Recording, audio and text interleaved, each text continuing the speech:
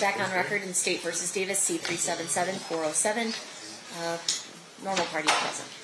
Anything we need to address outside the presence, Mr. DiGiacomo? Just one thing. Apparently, it was marked, State proposed 145, and I said 149. And so the clerk marked it as admitted 149 instead of admitted 145. So we just need to correct the record.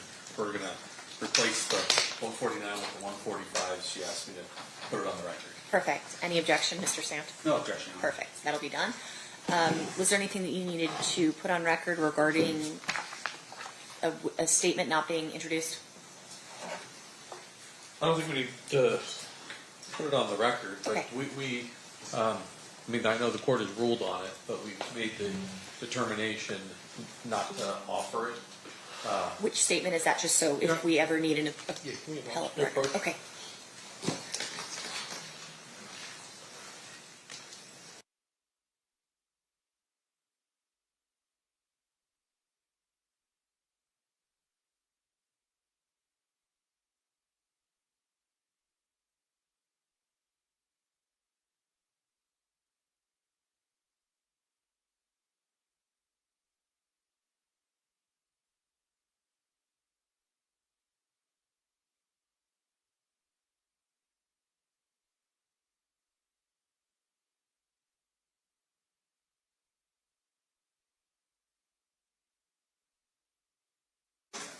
All right. Anything else we need to address before we bring the jury back in? No, Your Honor. No, Your Honor. Okay, let's bring them in. Stand for the jury.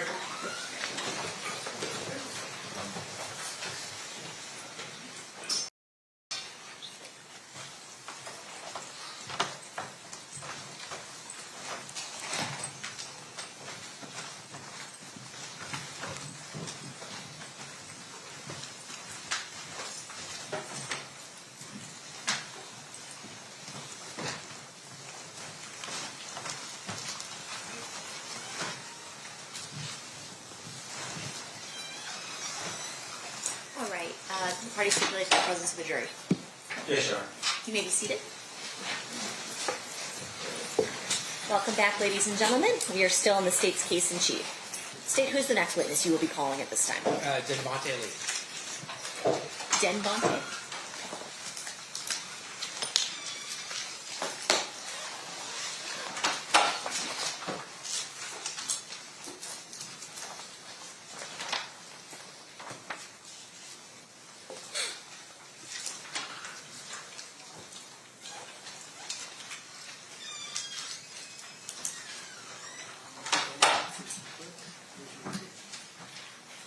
You do solemnly swear the testimony you're about to give in this action shall be the truth, the whole truth, and nothing but the truth, so help you God? Yes, I do. You may be seated. May I please have you state and spell your first and last name for the record? Devontae Lee, spelled D-E-N-V-O-N-T-A, last name Lee, L-E-E. Thanks, Mr. Lee, for being here. Mr. Paul, whenever you're ready, you may proceed. All right, thank you. Sir, you did not volunteer to be here, is that fair? No, I didn't. In fact, you're under a court order to be here? Yes. Through a subpoena? Yes. In fact, you have expressed many times the fact that you do not want to participate in this. Yeah. But understanding that you're a court order, you don't have a choice whether or not to sit in that chair. Is that fair? Yeah, that's fair. Okay. I want to ask you a little bit about the mid-1990s. Where were you living? At the time, I think Hawthorne. Did you ever start spending time in Compton? Yes. And what was, who were you spending time with? My homeboys and people around, you know, friends. At some point, were you spending time with a person you knew as Big Dre? Yes. Would you describe him as a friend? Yeah. And then later on, did you start spending time with a person by the name of Orlando Anderson? Yes, I did. Would you consider him a friend? Yes. Okay.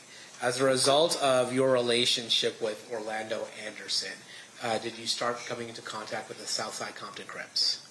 Oh, yes, I did. Can you tell us how that happened?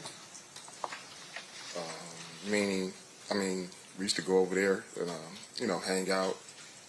And we wasn't from over there. at that time, but we knew a couple of people, so, you know what I mean? We go over there, hang out, or whatnot, chill. And then, is it fair to say at some point that you were given a option of joining Southside Crips or facing a different kind of repercussion? Yeah, I would say it was an option, like, you know, either or, basically. And can you tell us what the either or was? Well, at the time, it was either, you know, we're going to join or we just can't come around no more. And did you ultimately join? Yeah, I did. And how does that work? How did you join? Or you get put on, meaning, you know, have a fight or whatever, Now, things of that nature. is it always this fight? Is it always a one-on-one, or sometimes is it multiple people on one? Sometimes it's not one-on-one. If you get lucky, you know what I mean, you might get a fair one like that. But other than that, sometimes it's not one-on-one. And when you say a fair one, you mean a one-on-one? Yeah. All right. And so when you did you get a fair one, or did you have to get jumped in by multiple people? Oh, I had a fair one. Yeah, it was not multiple people. And how'd that happen? How'd that come about? You getting a fair one? Well, I mean, I don't understand the question. Well, did Mr. Anderson assist you in joining the Southside Crips?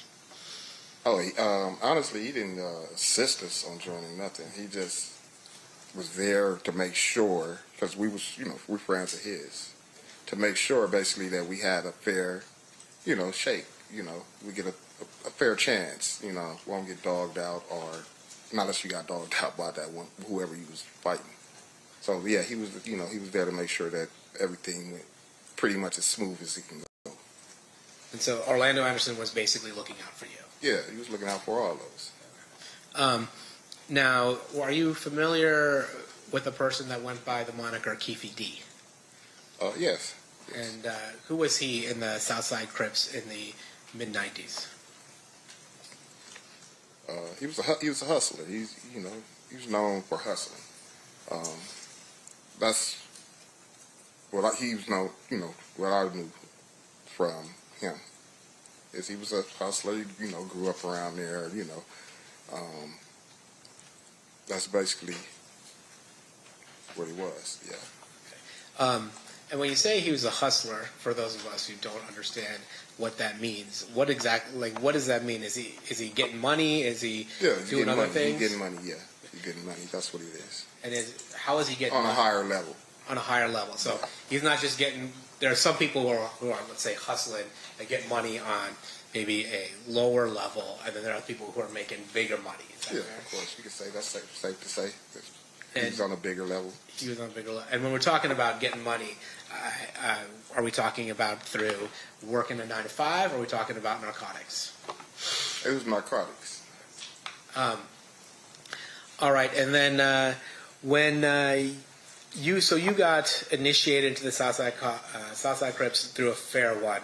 After that, would you hang around the Southside area a lot? Oh, yeah, of course. Yeah. And is it sometimes referred to as the neighborhood? You said it was. The neighborhood is like. Yeah, I mean that's where we're from. That's where we're going to be. Okay. And you had said we had talked about Orlando Anderson. Did he have any relation to the Keefe D? Did Orlando? Yeah. Yeah, that was his nephew. Okay. Orlando was Keefe's nephew. Okay. Yeah. And being a Davis or being part of that family in Southside, was that a big deal? I wouldn't say it was a big deal. I mean, because there's a lot of families in our neighborhood, you know. But they were pretty, you know, prominent family, you know. And then, did the day you got initiated, did DeAndre also get initiated? Yes. And are you familiar with somebody by the name of Terrence Brown? Yes. Was he older than you, or was he your age? Yeah, he was older than me. So, yeah, he was older than me. So I assume he was in before you were in. No, yeah, way longer. Yeah, before, yeah. He's more of a you were kind of in the group that Big Dre, Orlando, that age group. That was that. Yeah, that's that era. Yeah, that was.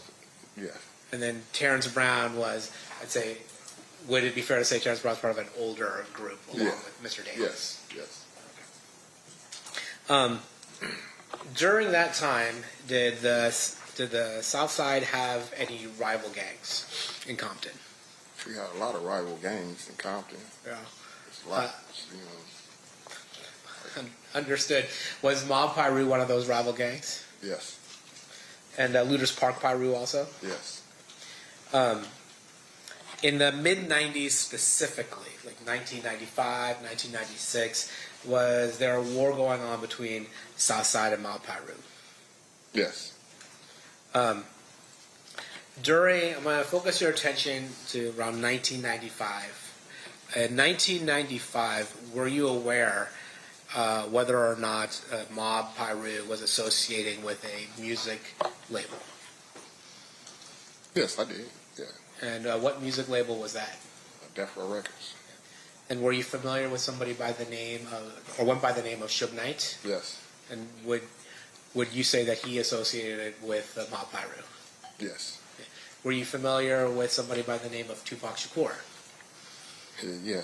And would he also associate with Suge Knight, Death Row, and Mob Piru? Yes. Now, with regards to Southside, were you guys hanging out with another record label? I mean, we have hung out with another record label. Yeah. Yeah. And what record label was that? That was Bad Boy.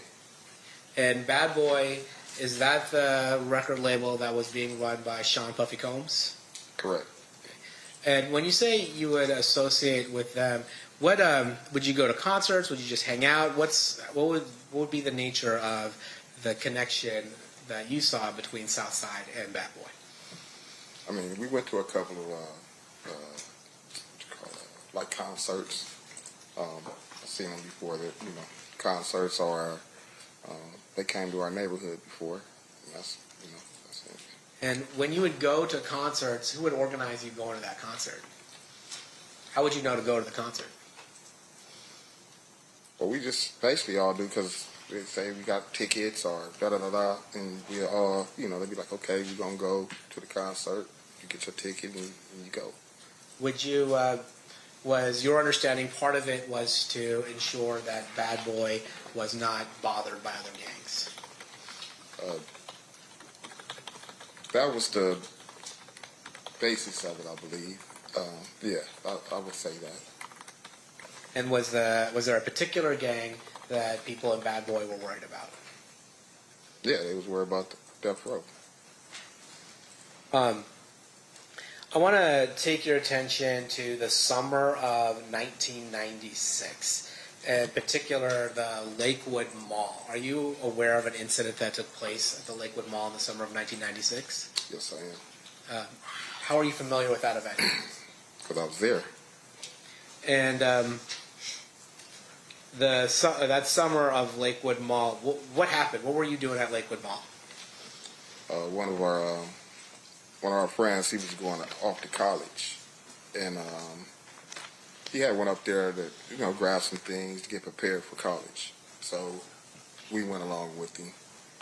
And, do you know where the money came from for this person who's going to college to get these things? Yeah, Keefe was helping, try to get, he needed, a lot of, I don't know what college kids need really, but, need a little TV probably, a little, clothes and things of that nature. And Lakewood Mall's not in Compton, is it? Not at all. Is it fair to say it's about 15, 20 minutes away from Compton? Yeah, if that. And just so things have changed in the last 30 years. Of course. Back then, you couldn't order things on Amazon and have them delivered to your house, right? You actually had to go No, I someplace. doubt it. I don't remember. So at the Lakewood Mall, you were there with other Southside Crip members. Is that fair to say? Yes. And was Orlando Anderson one of the people that were with you? Yes, Orlando was with us. Okay. And then, did you happen to run in that day into people from Mob Piru or Death Row Records. Yes, we did. Can you tell us about that? Well, we basically were coming from different sides of the mall, and we're, walking towards each other. And I guess we basically seen each other simultaneously. You know what I mean? And we noticed people. They noticed us. They kept, coming our way. We kept coming their way. And a couple of words was exchanged once it got close enough. You know what I mean? And that's when the fight broke out. So a fight broke out? Yeah. And by that, we're talking about people punching each other and tackling each other. Yeah.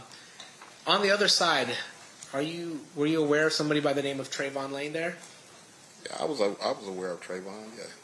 And in particular, there's talk about a death row chain or medallion hanging from Trayvon Lane's neck. Did you see that? Yeah, I seen did I see the chain? Yeah. Yeah, I seen the chain. Okay. During the fight, did anything happen to that chain?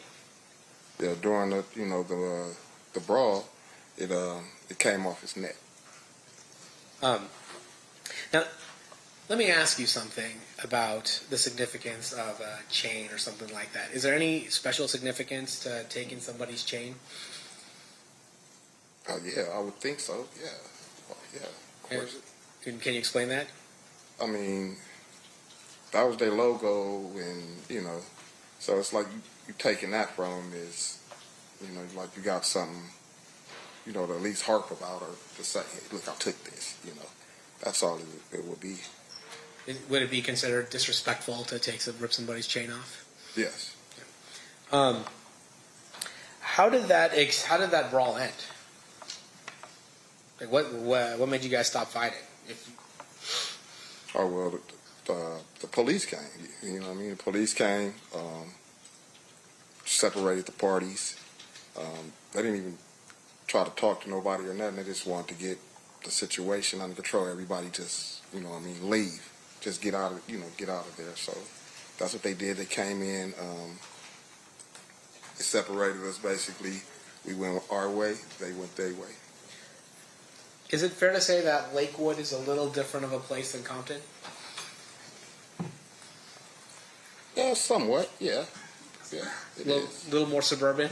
A little more, yeah. Yeah. It is. And at that point, it sounds like that whoever the police was in Lakewood just was asking you guys to get out of there, right? Yeah, they just wanted it to be, you're in the mall. It's, families, kids, they just wanted to get it handled, situated, and get people out of there. Permission to approach, Your Honor? You may.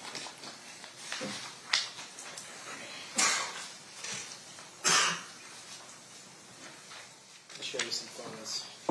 Exhibits that's already been admitted. I'm going to show you Exhibit 62. Who's that? Mr. Davis. Show you Exhibit number 63. Who's that? Mr. Anderson.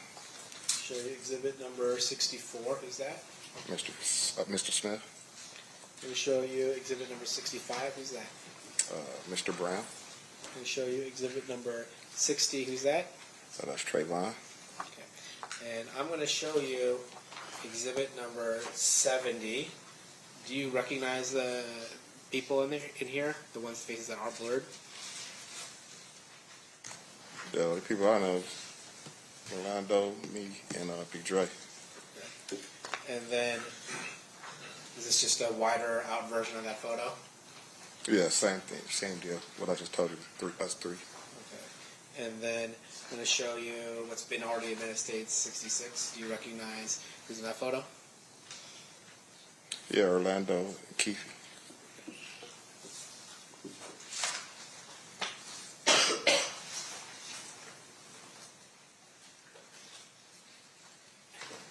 Did you go to the Mike Tyson fight when Mike Tyson fought Bruce Seldon the weekend that Tupac Shakur got shot?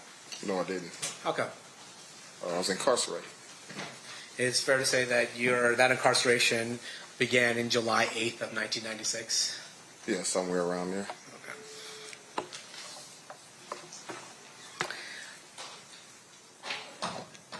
In 2006, is it fair to say that you started doing work for the DEA?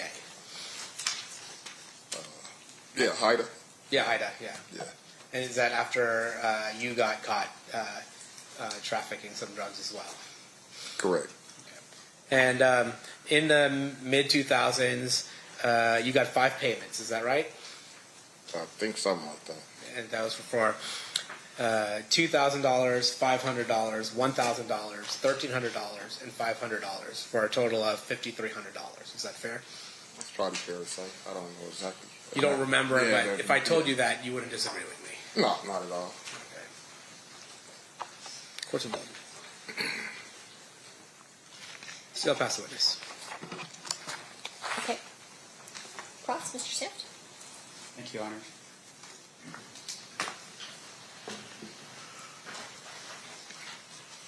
Mr. Lee, your street moniker is Durlock.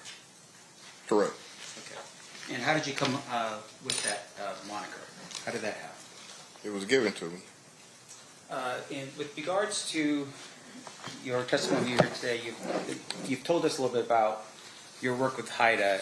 That's for drugs, correct? Yeah, correct.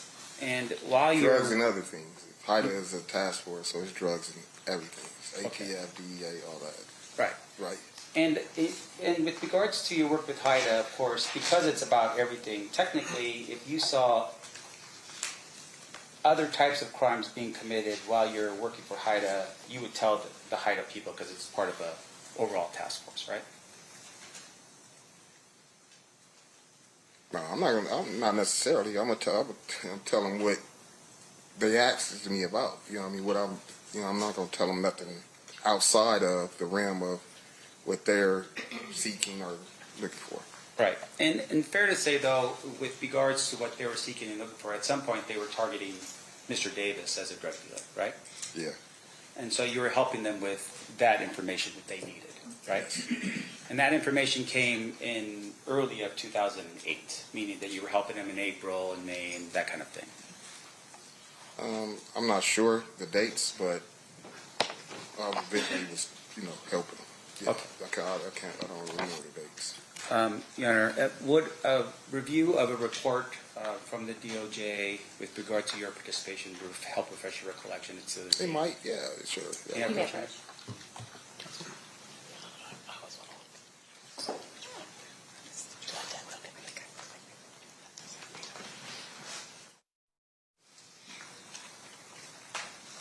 Just take a look at the report, look at the date, don't say anything, and then I'll ask you some questions. Look at the date. Where's the date? Is it?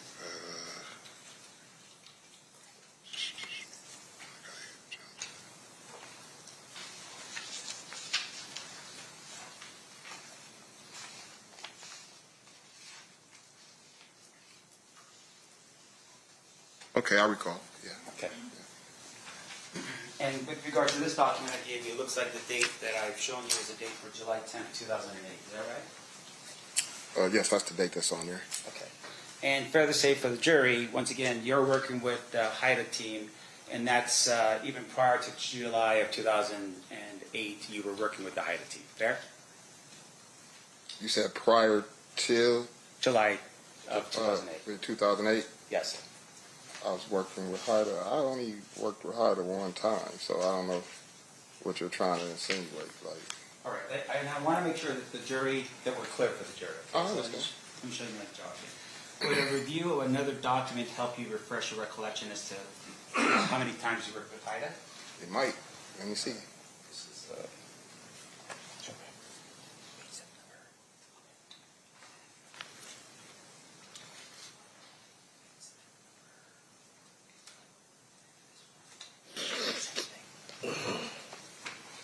yeah, Bush, Your Honor.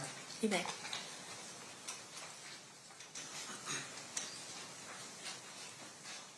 Sorry. All right, sir. Now showing you the document. You recall having an interview with a couple of the special agents from Haida on September 10th, 2007.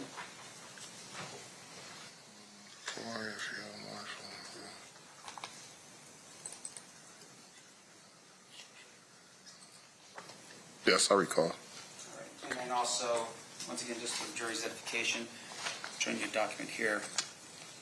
Were you also working with HIDA on April 3rd, 2008? See, working and being interviewed is two different things. Okay, so you're being interviewed by HIDA on April 3rd, 2008. Yeah, that's what it says. And you were given information with regards to Mr. Davis on April 3rd, 2008, right?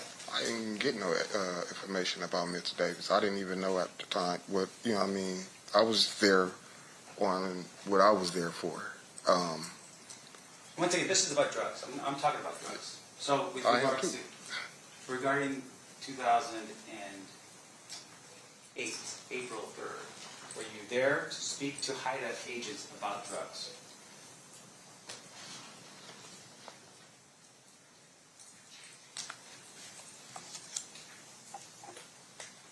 Yeah, pretty much. Not entirely, but yes. All right. When you say not entirely, what do you mean? I'm saying we did talk about drugs. We talked, yeah, we did. Anything else besides drugs in your 2000? I want to make sure the jury understands. Okay, Anything yeah, in yeah. April of 2008 besides drugs that you talked about?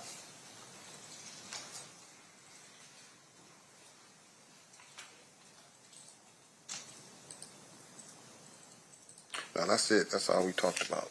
All right. Thank you, sir. Now, in your time that you spent with HIDA, you had shared some information with regards to what we now call the Lakewood incident. Remember, we just talked about this a second ago? Yeah. All right. Can you tell the ladies and gentlemen of the jury when the Lakewood incident occurred? It was in 96. I want to say July. That's what I want to say. Yeah, that's July. I feel it's July of 1996. Can you help us as to how you know it was in July?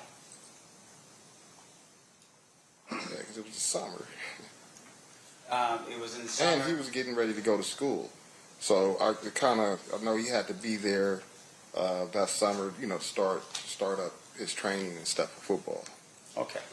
So if somebody else, an FBI agent, came in here and told us that it was a couple weeks before the fight in Las Vegas, would he be mistaken? You said who came in and said what?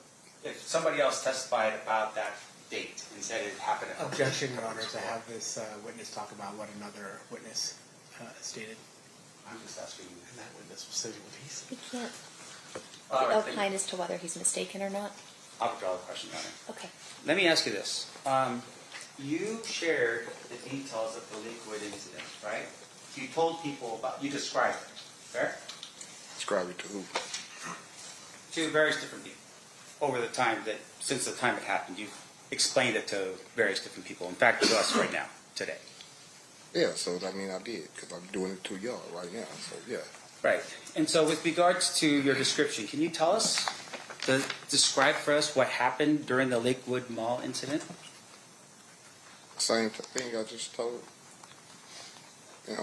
We got to fight. And Now, isn't it fair, though, that at some point in the future, and I want to make sure I'm clear as to the date, you had an interview with a Detective Mogg from Metro? oh yeah, I did. Okay, and you recall that interview was actually on July 11th, 2023 in Las Vegas? Yeah, about that, yeah. Right. And looking over a transcript of your interview with Detective Mogg help refresh your recollection as to what you told him on that day? Well, I couldn't tell him too much more different than what I already said, so yeah, come on with it. Right. All right.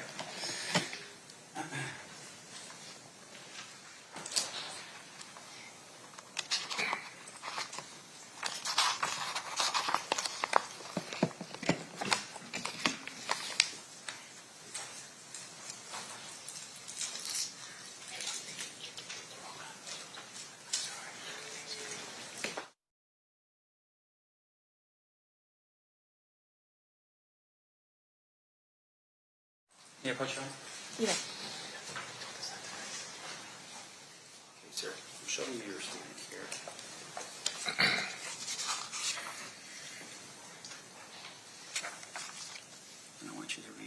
highlighted.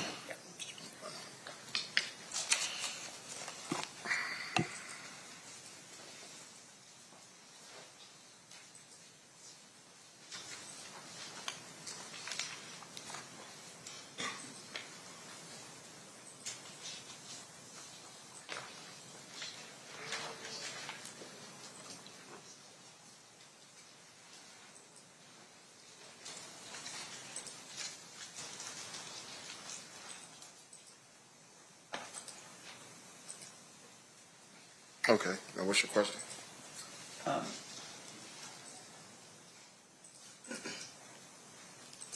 Now, with regard to what you reviewed, clear to say that you told Detective Mock a more specific sort of thing that happened at the Lakewood Mall, right? Yeah, I would say. Yeah. Can you tell us, for instance, the location of where the fight took place? Yeah, it was by Foot Locker. By the Foot Locker. Yeah. In fact, you had made mention that the fight at the Foot Locker was so bad that they had to remodel it after the thing had gone down at the Lakewood Mall. Fair? Yeah, it's turned into the World Foot Locker. Right. You described it as mayhem that was occurred in that Foot Locker. Yeah. Okay.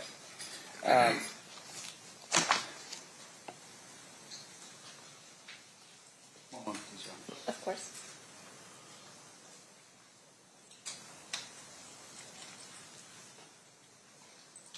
Your Honor, I have no further. Actually, I do. Sorry, let me back up real quick. Nope, that's it. I have no further questions of this witness. Any further questions, Mr. Phil? Of course not. Shake it.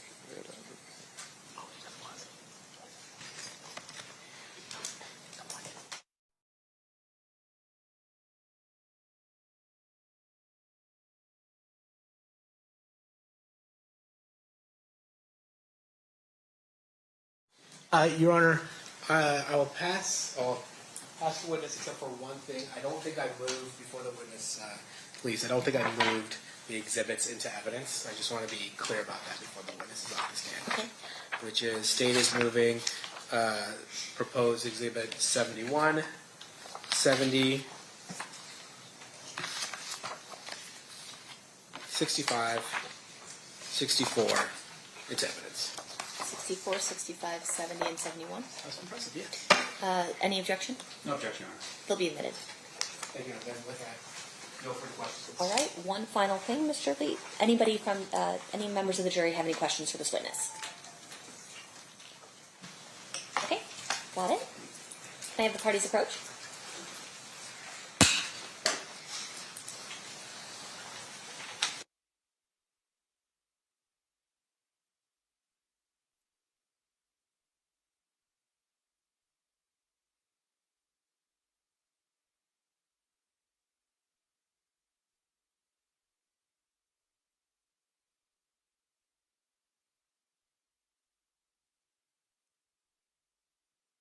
All right, a question from one of our jurors, Mr. Lee. What did you receive multiple payments for if you gave information to HIDA once? Well, it was during, the course of the investigation and things like that. That's what it was for. During the course of the whole thing, they have different ways of, looking out for you or giving you something to kind of help your situation or something like that. Any follow-up based on that state? Nope. Defense? No, Your Honor. All right, thank you for being with us, Mr. Lee. You are excused. Thanks. You're welcome.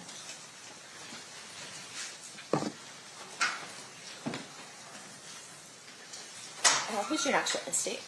So we're going to play the 2008 statement, which I think will probably take up the rest of the day. Okay, so it's already been admitted. Remind us what exhibit that is. That's a great question. I think it's going to be. Actually, I don't know. I'm going to have to grab the disc. Okay. I have it uploaded on my computer. Do you know, Ryan? Okay.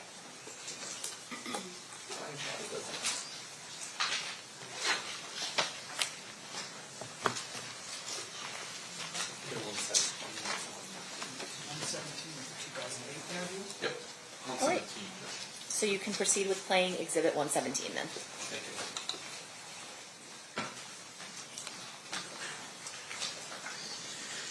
If we just maybe the volume down at the beginning because it's really staticky, and then we'll turn it up when they start talking.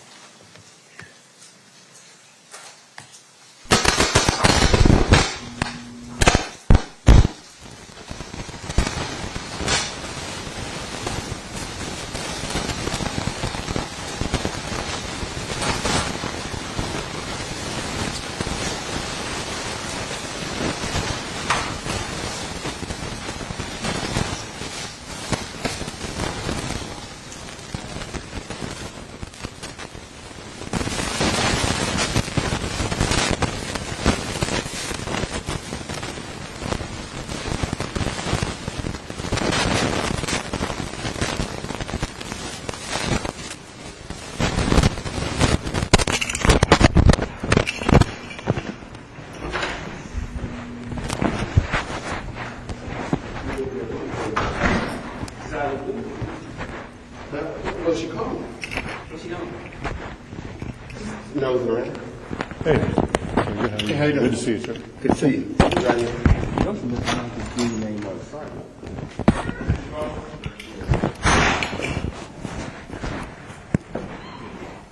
Mr. Higgins is here now.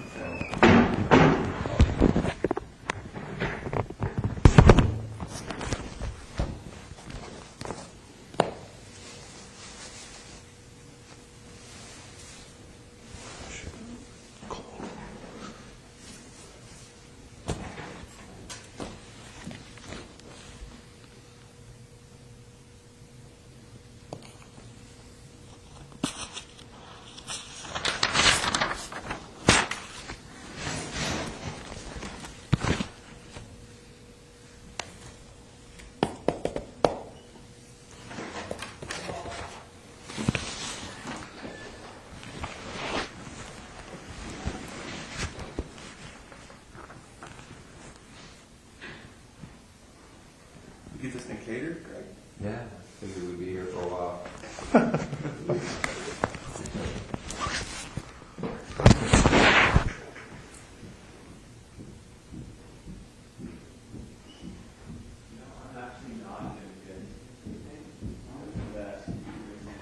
Oh, dude, you can just walk out there and buy breakfast. And not do that. Yeah? Hey man, you hungry? Keith? You want something to eat? We're gonna be here for a while. A couple hours, 3-4 hours maybe. Oh man, I had to pick up my wife though. What time? 2:30. Okay, we'll have you out of here by 1:30.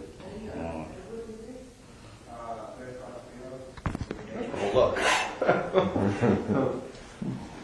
If they have any of that white home liquor,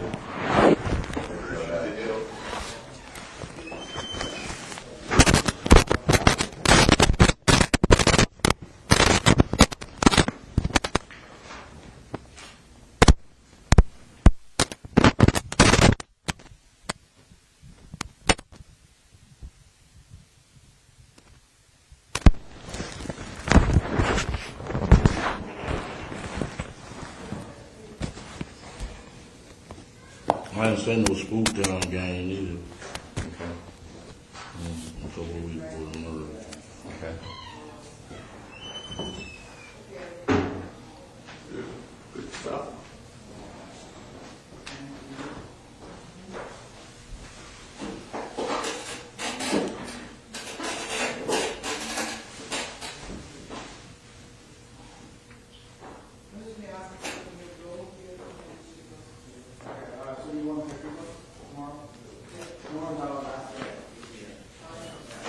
Who was this guy again? Fufula? He was a guy, he was a witness that got shot and killed after the incident. And before he really had a ability to make any statements.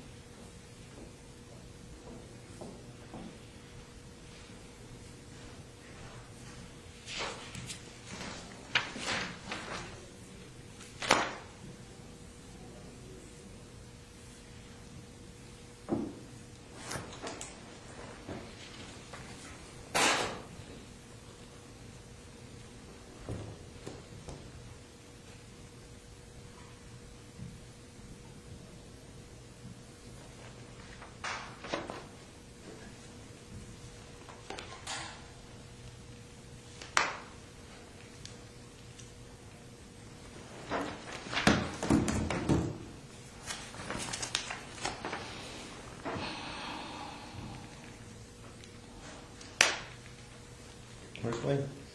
He's out there talking. He's talking to Dupree. Dupree, yeah.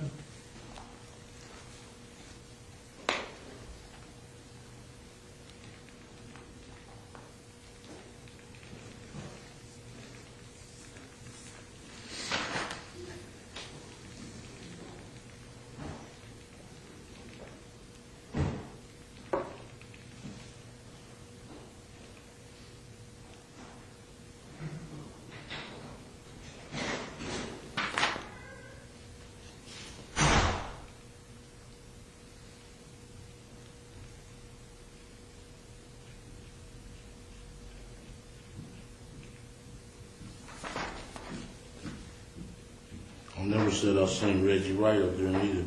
Okay.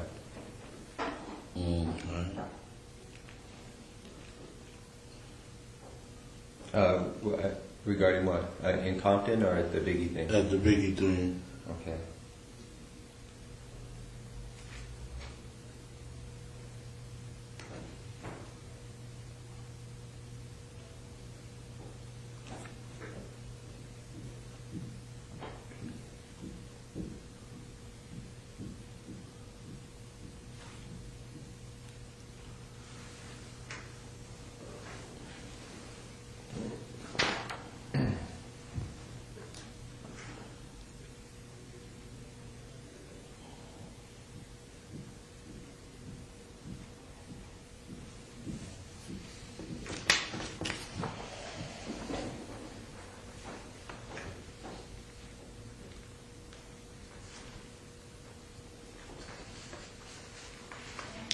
Two quadruple murder, homicide in Compton. Concerning the two, okay, yeah.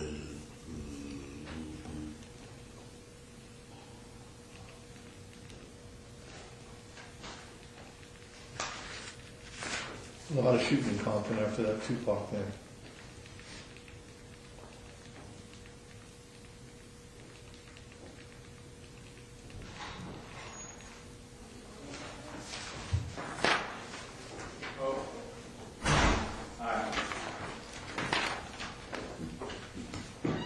Sorry for the late, guys. You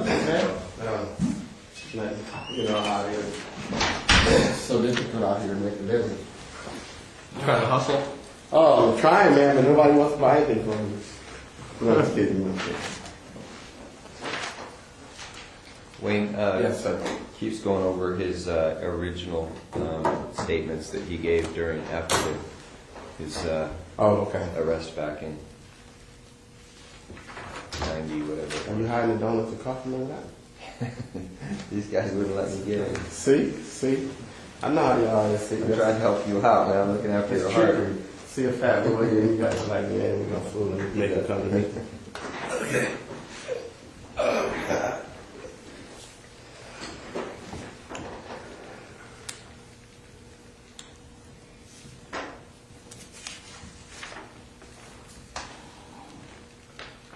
Checking in for peace. No, it's just sounds out. I was wondering. How you guys been? Good, man. Good. How's the holidays going? So far, so good. Really? Yeah, it's coming up fast, isn't it? Faster than I expected. Next week, we'll be here and be over. Which is always a good thing. Yeah, no, it is. Yeah.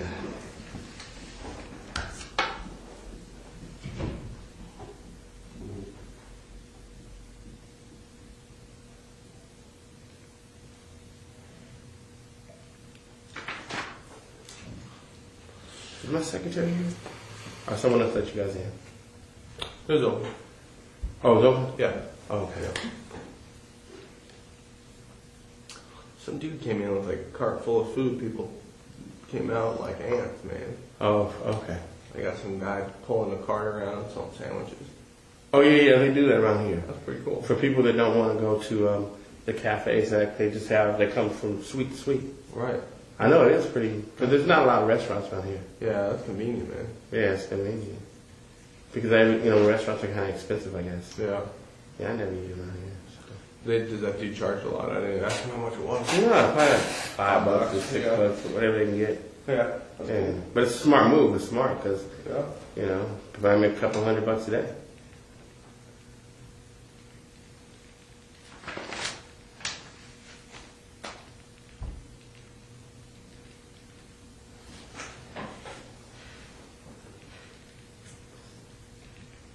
See you in a while, man. Holiday, you know. Yeah.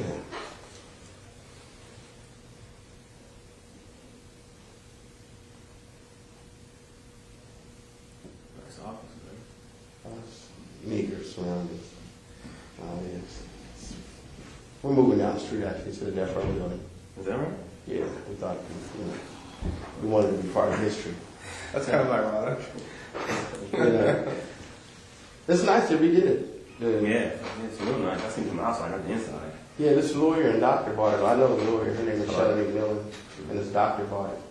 And they, He's at the hospital right now with his father. He's a minor. It's nice. Okay. Yep, I've already, okay. That's a Nike watch? Yeah, I've already spoken with somebody from your guys' office and provided it all. Probably 2 weeks ago. Nice. Thanks, man. My wife got it for me. She loves you, huh? A little. Only on my birthday. Yeah, it's pretty by. Yeah, it's very It's sweet. pretty by. Yeah.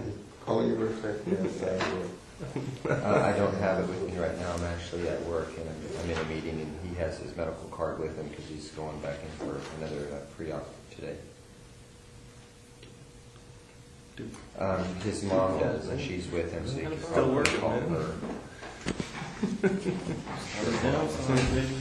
What is that exactly now?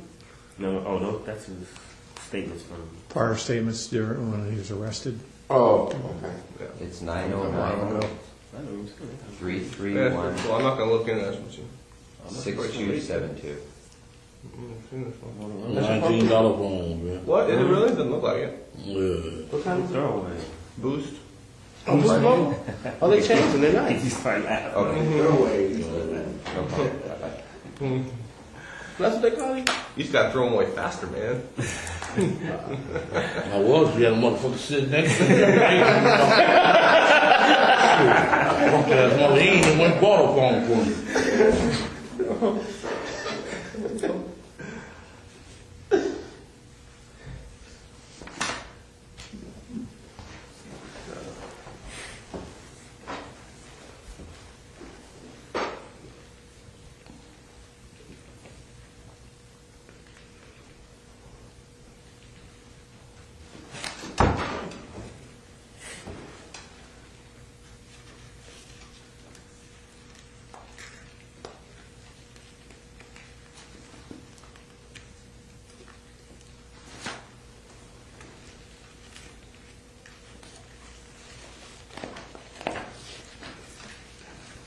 I like the way that Vegas does their reports.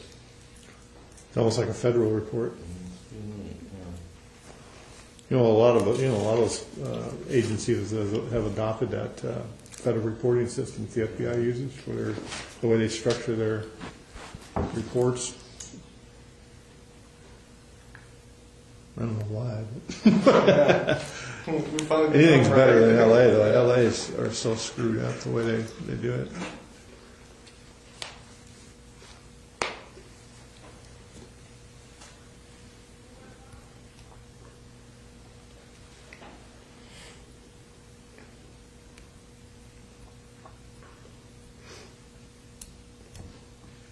Hey, Greg, can I have a piece of scratch paper? Thank you. Just need one, or do you want to? Just one.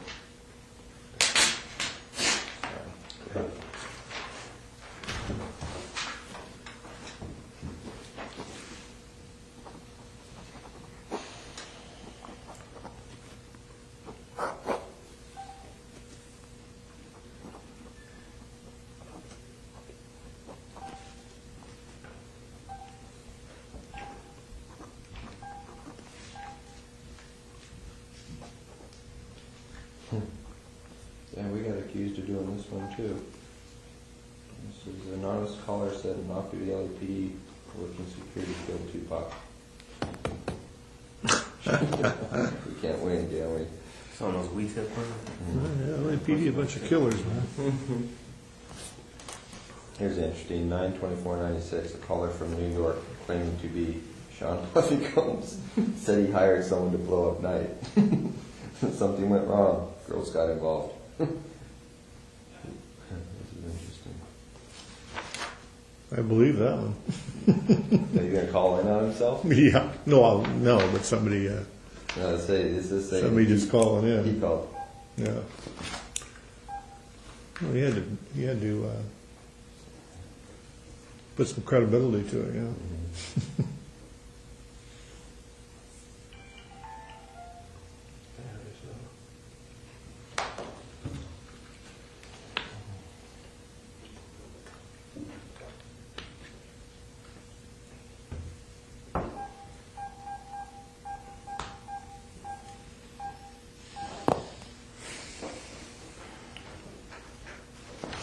Keefe, the second one is almost identical to the first one, so we don't need to go through that if you haven't already.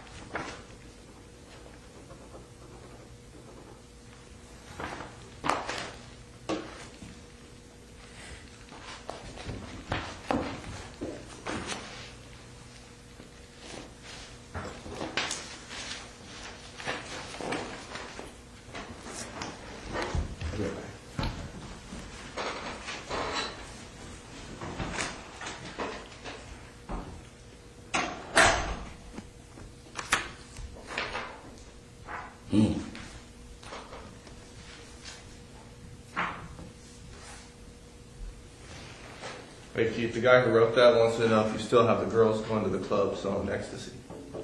Something ecstasy. Yeah, that's the guy Man, who wrote it's that. crazy as hell. Run no ecstasy.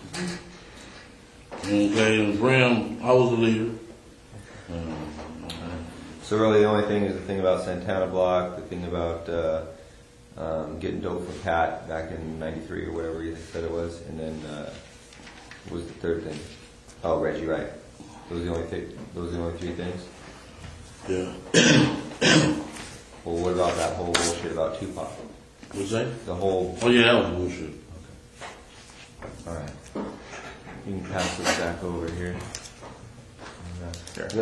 Today, Keefe, today what we're going to do, we're just going to go over with a fine-tooth comb the Las Vegas incident, because we're going to draft up our report as regarding that specific thing. And then we're going to cover a few other things that we do have to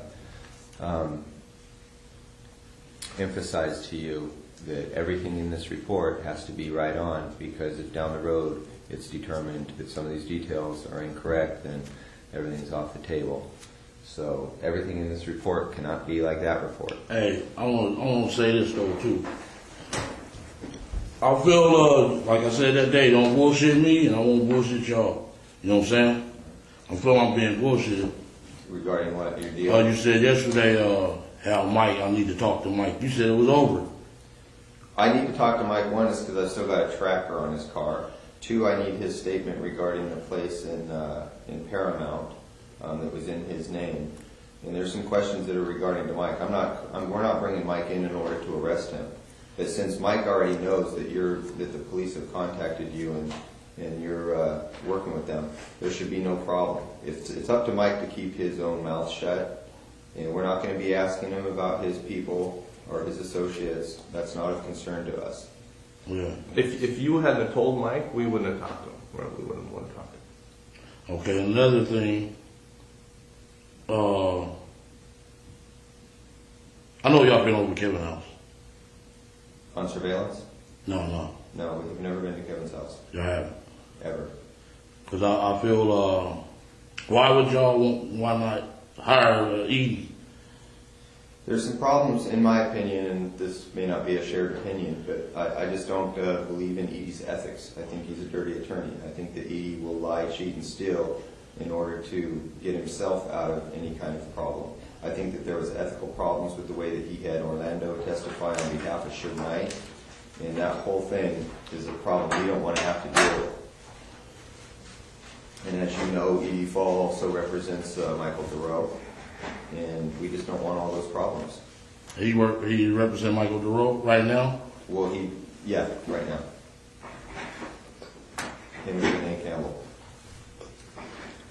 Yeah. You know Renee Campbell? And I know Al was in San Bernardino. He ain't had no fucking reason being down there. You know what I'm saying? I'm up on everything, dude. You think I'm not? Well, Keefe, you know, you got to do your homework. We respect that. Don't read too much into anything. I'm not gonna do nothing to them dudes. I'm over, man. But I'm up on everything, dude. Well, now, that's why he was in San Bernardino. What the fuck? He wrote me a letter. Keefe D, I'll never tell on you this and this and that. Ooh, man. I know you was in San Bernardino, coming to MDC, coming to see y'all, all that. I know all that shit, man. It was about 2-3 years ago. I know about the Tommy thing over there in Carlton Square. Boom. He told, man, I know a whole lot of shit, dude. Okay. Well, you probably know more than us. You know, we're doing our homework as we go. But again, we just don't want to deal with those problems that come along with Michael and that attorney. You know, I don't believe in the guy. Yeah. You know, I've had my encounters with him before, and they didn't go well. Yeah. And Keefe, some of the people that might be real close to you that you may want to protect may be the same people that sold you out. So take that into consideration when you're saying, I don't want to give up Compton, I don't want to give up my homeboys, stuff like that. I'm not saying anybody did it, but I know close to you may have. Yeah, I know. He said Eddie or Pat could be working with us, and that fucked me up. You know what I'm saying? Well, Keefe, let me say this. I know you. And I know. Let me say one more thing. Yes, sir. And you said, I got some shit gonna break your heart, gonna break you to your knees. I know y'all was gonna arrest me for this shit, man. You know what I'm saying? I knew that shit, dog. You know what I'm saying? Yeah. But that's how it goes. That's how the game goes. Yeah. You know how it is. Yeah. These dudes are cold, man. Well, let me say this too, Keefe. I'm serious. I never thought I would retire. But y'all heard me on the phone, man. I'm through with this shit. You know what I'm saying? Too many dirty motherfuckers, low down, cross artists, everything. But they don't know I'm putting the double cross down. Fuck it. I'm with y'all. And now, let me say something. Yeah. You know, I know you have used Edie and you felt comfortable with Edie. But I want you to say this, and I know you sent him a lot of business stuff. But I would think you would think at this point that maybe you shouldn't think that way because you wouldn't be here. Because a lot of people that he dealt with may have participated in getting your ass here. I know. So I think you might want to look at it a little differently. Yeah. You got to look at the whole picture, and I think you're starting to do that. And when with Snoop Dogg uncle, you know what I'm saying? Then at the airport with the fuck ass plane tickets, y'all ain't got him out. And his wife even put him on blast. Said, I don't know how you got out. All the people, all the speculation. Just hold on to that. I'm just leave it alone, yeah. I'm just leave it alone, because that'll make me mad, all that shit. That's why I smoke weed, because I'm a dangerous motherfucker without smoking weed, dude. I get mad easy, you know what I'm saying? We know you, man. We know what you can do. That's how Greg is without coffee. Yeah. Y'all be sitting there, keep me calm, keep me from hurting people, man. You don't want to do that. You know what, man? Just like you out the game, leave all that behind. Yeah. Stop. My advice to you, but just stop thinking about who did what, and just think they all did it. Yeah. And then just trust the person that's sleeping in your bed with you, your wife. Other than that, just shut it down. You let's just go up. forward. No, and your lawyer. Or your lawyer. Yeah. Don't be trying to. I understand. This is a dirty war. And let's let this Greg got some other stuff he wants to talk about. Okay, good. Yeah. What this ultimately comes down to is how valuable your life is, your family. And when I say your family, I don't mean your extended family. I mean your brothers and your sisters and your wife and your kids. That's it. Anything beyond that, as far as we're concerned, is fair game. I thought Speedy. Kevin will work out his own deals. Speedy ain't got a lot on the table. I don't think that that's going to be a problem. And you know, we'll throw that one in if that's what's important to you. We'll throw that one in. But besides that, man, everything else is fair game for us. I just want to say this, and me and Keefe had that conversation. I tried to explain to Keefe. You know, some people out there that you may have love for, but you can't control that their stuff is way out. That's not within your zone, you know what I'm saying? So you have to understand that. You know, But all of some who bitches did me dirty, you know. they're not, you know, they're out of the zone. So A lot, majority of them, you know what I'm saying? Again, don't think beyond your family. Don't Yeah. be concerned with anything beyond your family. Right. Kevin will come in, he'll work his own deal out. He's got to do that. You know, he's got a lot of liability out there in Richmond. And so your brother's going to have to come in and work his own details out, which I'm sure he'll do because he doesn't want his own family disrupted. and he can help himself, but if you can't control him, you know, that's his situation. He created it.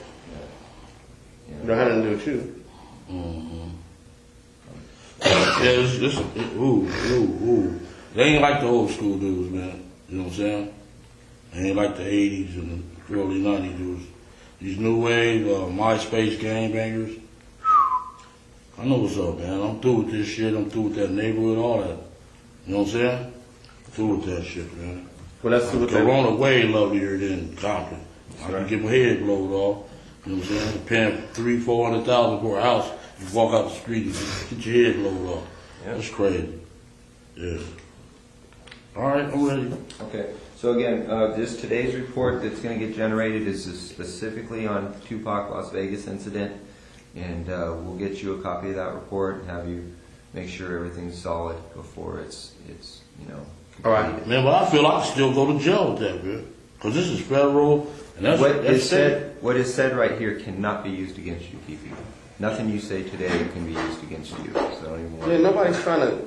I was just waiting on the news camera to be at my house, man. You know what I'm You're just saying? nervous. That's all. We're not. You gotta trust us too. You're just nervous. If something When like I seen you yesterday, I didn't know whether to phone out or not. if something like that was to What was happen, you doing yesterday? At my house, man, yeah. So we're gonna have to just knock on this door and make sure. Oh yeah, my phone was off. I didn't know whether to phone. I said, man, they That's why they here. sent me, man. It was trying to send somebody to knock on your door. It looked like, you know, spam or something. Yeah. And he said, man, you looking raggedy. Motherfucker, you just scared to live and shit off. There's donuts all over you. Yeah. That spook, I swear, I had a dream that the cameras was there. Here go our man, bam. that ain't Just gonna give happen. us a number. That ain't gonna happen. We told you that nothing leaves this room, and that's the way it is. We wouldn't do that. Yeah. Then my sister, you a punk motherfucker. You know what I'm saying? Huh? Is that in your dream? No, Lando mama, man, is crazy as hell, man. Why? What's she? She know about this? No, she don't know. Oh, don't tell her that, man. I know about Yeah. Charlotte, man. Yeah, huh? I know about Charlotte. She gonna bring the business if it comes on. Hell yeah. Bust me in the head with a pistol or something. What the fuck you doing? That's what we're saying. We're gonna keep meeting from time to time like this. Live your life, stay out of trouble, do what you do.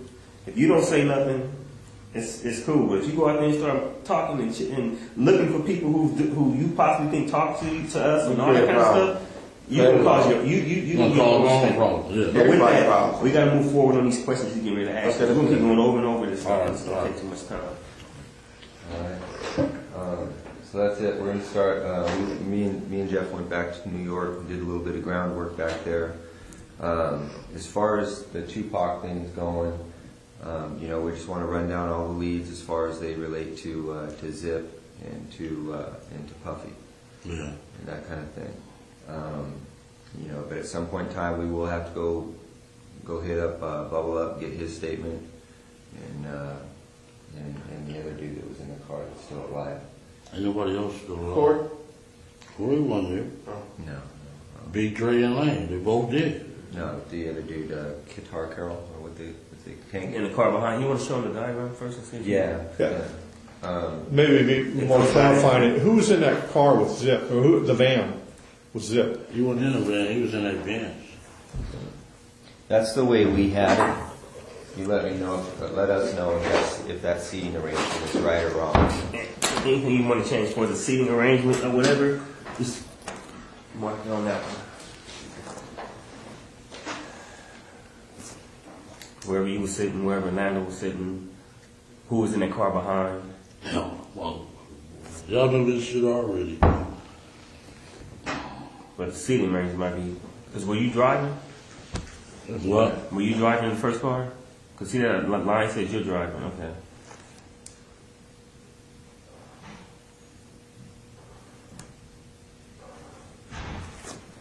And who was driving the? Debbie Allen was in the car behind by herself? No, he wasn't even there. None of them guys went in the car behind? So Orlando shot across Dre? He leaned over on the window, we rolled down the window, popped. Who was it? They would drove on my side, I would have popped them. You know what I'm saying? But they was on the other side. Right. So was there a second car behind you guys? No, it was some girls hit that corner with us, dog, and we shot out their window. I said, these bitches got more heart than the dudes, you know what I'm saying? But any time was it this car behind you? Not at all. No, none of the homies was behind. No, like 3 or 4 cars behind, nothing like that? Nothing. Just one car? Just one car. Then we hit the corner, the girl followed us, and we shot out her window. Then they got scared and stopped. But they weren't with you guys? They weren't with us, no. Just the girls that you push that back over here real quick. We would think they security would follow us. You know what I'm saying? Yeah. But the bras don't even that hard. They followed us halfway, we shut out their window. They scared. Those are all the guys that you would recognize as being in the car, right? Lane, DeAndre, and Terrence.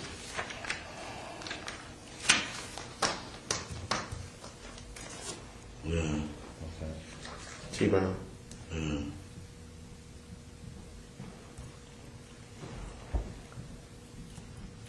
Okay. So Orlando would have had to lean over the top of Dre, right? Yeah. Okay. He did. Okay. All right. Well, that's what all the witnesses said too from the back. Yeah. That's Okay. good. That was a heartbreaker. Oh, man. Okay. All right. So leading up to that, do you know who Trayvon Lane is? Yeah, I know who he is. Okay. So do you see Trayvon there at the just before at the MGM at all? I didn't see him. Okay. All right. Then let's start back at the beginning. Let's go back to, this is 96, 3 concerts. Where were the concerts where you talked to Puffy and Zip at? That was 96. I was, when they gave that BET tour. There was everybody on the show. Let me see, it was Naughty by Nature. They was on the show, Mary J. What's that dude named Jodeci, Greg Matt, Biggie, Faith, and the Junior Mafia. That was group. that's BET tour? Yeah. Or BET Superfest? It was a BET tour. BET tour. Where was it at? You remember that? It was in San Diego. We went to one in San Diego. Went to one in Anaheim, Irvine, then in Vegas.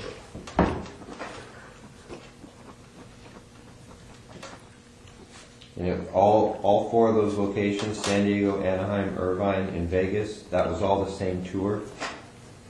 It was all BET tour with those acts? Except the Irvine. The Irvine was a summer jam. Okay, can you hit those acts again? Naughty by Nature, Biggie, Faith, Jodeci, And Mafia. Junior Junior Mafia. Mafia and Biggie. And Faith Evans, right? Yeah. Okay. All right. So all the acts on there were from Bad Boy, basically. Mostly, yeah. Oh, And no, he had Jodeci. Put managed. Jodeci He had down? managed Jodeci and Mary J during the time. So it was pretty much a Puff, Bad Boy Puffy Yeah. tour. Are you going to be able to track down those dates, Darren? Yeah, I can look it up. Okay. What that? Yeah. All right. Now, on all 4 of those occasions, there's San Diego, Anaheim, Irvine, and Vegas. Which ones do you actually talk to Puffy at? Every one. Every one of them. Yeah. Which of those 4 is it when you talk to him about murdering Tupac? It was really about both of them. Either one. It was Anaheim. Tupac and Suge, you mean? Yeah, Anaheim. A couple of times at Greenback. And where? Greenback. Sunset. Hey, Greg, do you want to go back to like when they first like got in contact? Yeah, we can start there. What year did Flint introduce you to Zip?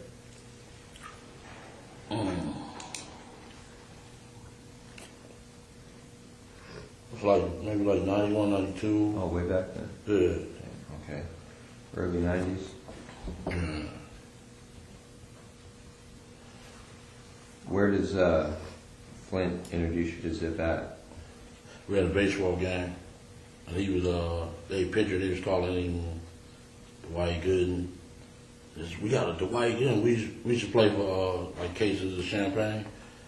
They bring a team and, we played in the Southside, yeah. Southside Santana kind of like thing? Or just Flint? They really think he an imposter, the Santanas do. You know what I'm saying? Cause he just, like, really, they charged him, you know what I'm saying? He wanted to join their gang, they was the baddest gang back then. But they don't really recognize them. They be on their ass, asking them for money and everything. But it was Santana's baseball team. No, it was some LA dudes. It was Kelly, Keyshawn Johnson, a few more dudes. So is it like a high school field? Like a local No, field? that's Park, South Park. So, okay.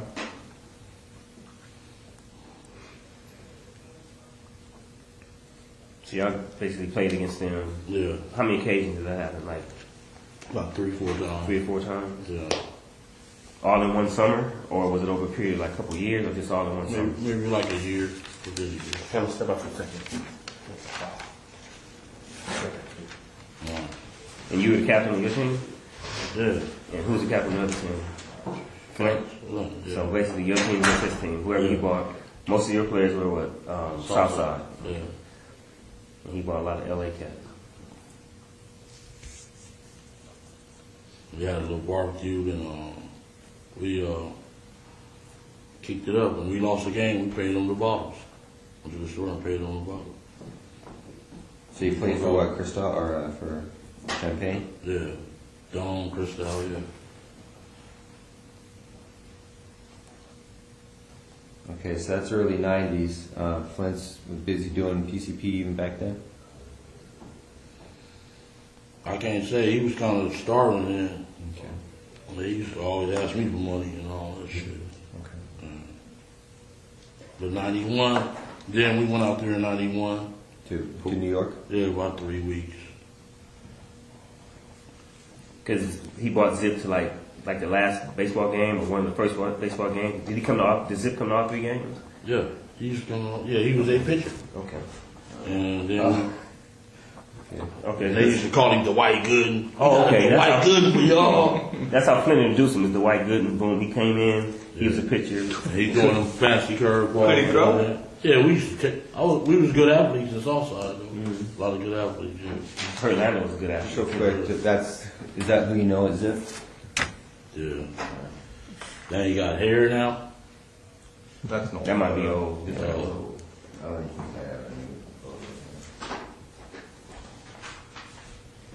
So when you went out there to New York, where you guys stay then? Who you stay with? We stayed at different. We stayed at what was that in the Bronx? At what is that? Best Western in the Bronx. I don't mean to take over the interview, but Then we stayed at his house a couple times. You know, during that period of time. At Zip's house? Yeah, his little apartment. It was in Jersey City.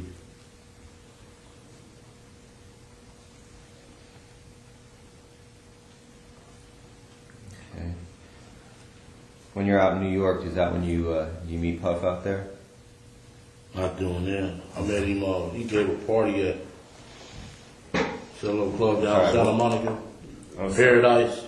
Oh, 24 was Paradise 24 used to be? Yeah, it was Paradise. Yeah, on Santa Monica. Okay. Right off Highland. Yeah. That's where I first met him. This was like That's okay, Keith. We're going to try to keep this in order, so we'll get to that part. Okay. So now you're in New York with Zip and Flint. And what's happening in New York? Why are you guys out there? I had brought some birds out there. Okay. They kind of like ran the sham.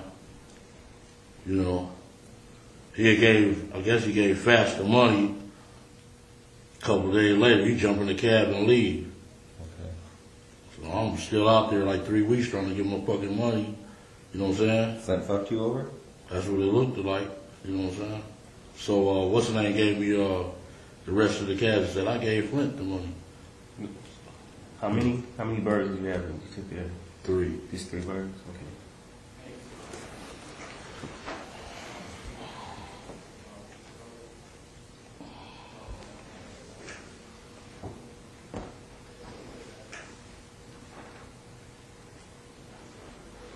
Because the Zip tells you that he already gave Flint the money, Flint's boned out. Yeah. And then Zip gives you the remainder of the money? Yeah. How much was the remainder?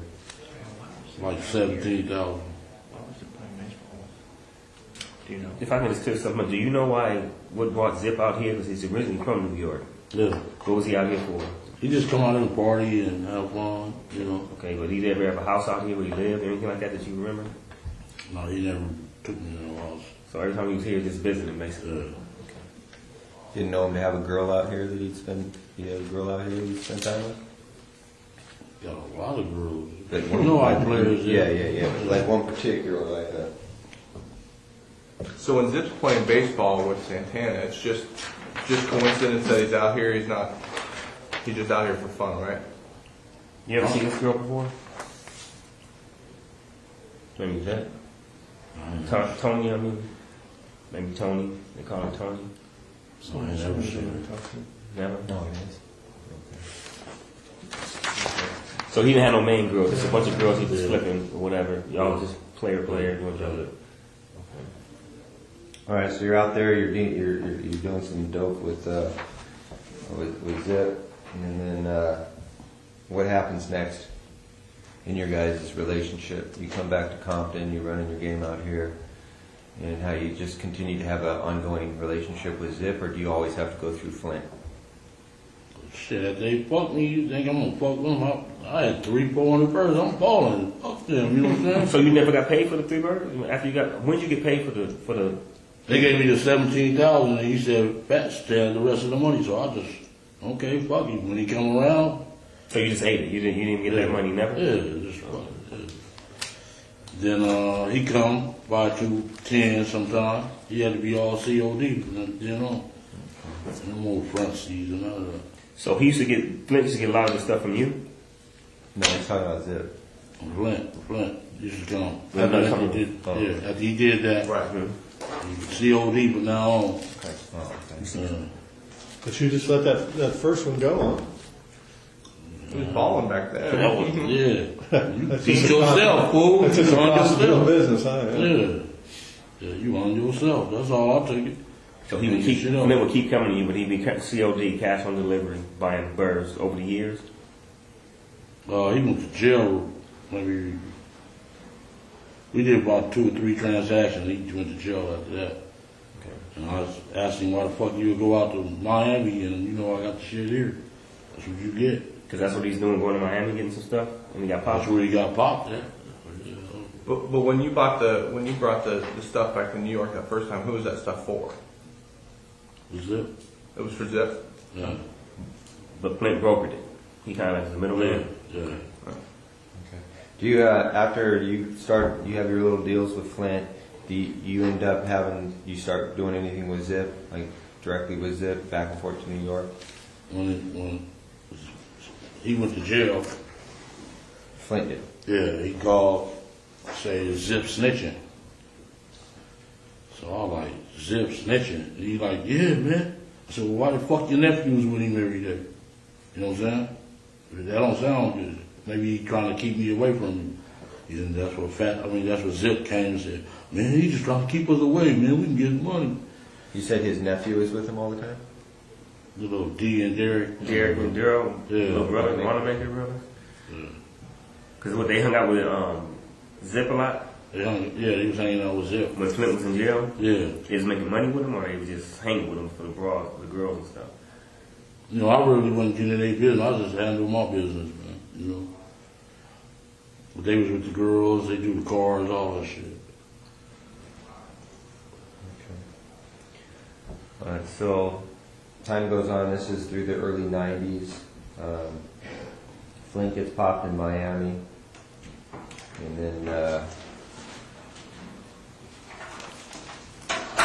anything else significant regarding Zip and Flint? You guys just all got your drug games going on. No talk or issues with any of the, no talk or issues with anything about Tupac at those early stages? No.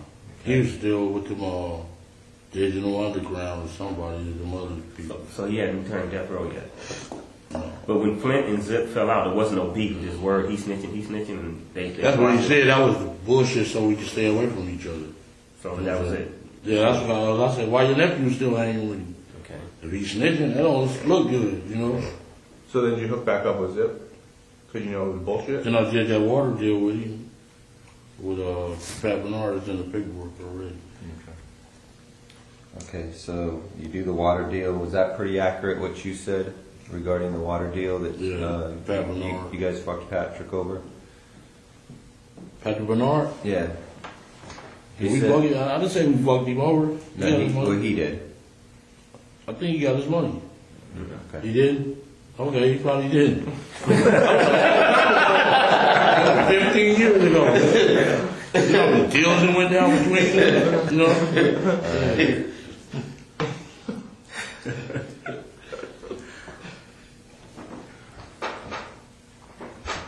Now, why is the PCP deal getting brokered by you and not Flint? Why isn't Zip going directly to Flint?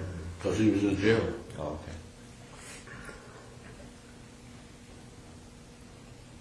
So you became closer with Zip while Flint was in jail. You started doing business with him. Yeah, we started hanging out when he come to LA. He'd come and hang out with me. We go partying. First class. And everybody was cool on Flint at that time. Like, man, because he was in jail. Whatever. And his shit don't match neither. 100 fucking keys.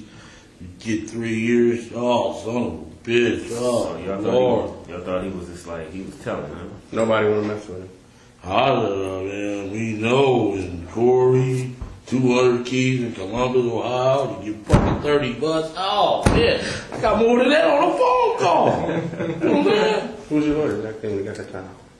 Edie, you had some assistants. Oh, Edie. Okay. That shit don't add up, boy, I swear. So you and Zip keep doing deals. In between, at some time, how does Pac or Big get brought up into the situation as far as you?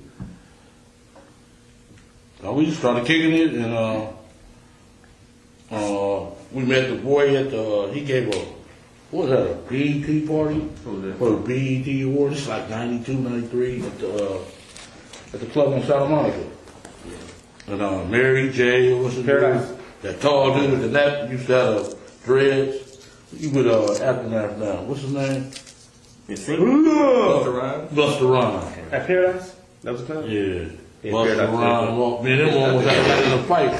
I was suited. My cross, he thought he was all big shit. We was gonna beat the fuck out of that boy. but he threw, he wasted his drink on me, and I'm like, motherfucker. Yeah, that's where I met. First day I met Paul. And Zip introduced you to this my boy. What do you introduce him as? This my friend, this my nephew. That's my boy. This my boy. Didn't they see themselves as relatives or anything like that? Like that was his nephew, or is that how he act towards him? No, this my boy, this Paul. Okay. And after that, they used my car on the video. Which car was that? The 64 Chevy I had. What color was it? Brown. And Usher, he had Usher. It was Usher's video? It was Usher's video, and Puff was driving the car. That's when he had LA with him for a while. You remember the song? Can I Get With It? That was his first song ever. Usher's first song ever. He was in a Laker uniform. And he had the little kid dancing on my car when he got back. It was fucked up. And he paid to get it repainted. They sent me $2,500 for that. Puff did? Yeah. You directly? Because were you dealing with him directly at this time, or because of the car, or were you dealing with somebody in his management team? Or? No. How'd you get the money? Was it a cash? Check? It was a check. It was from Bad Boy? Yeah. In the name of Keefe D? No, we put it in Compton Hydraulics. Oh, okay. That's when we owned the hydraulics.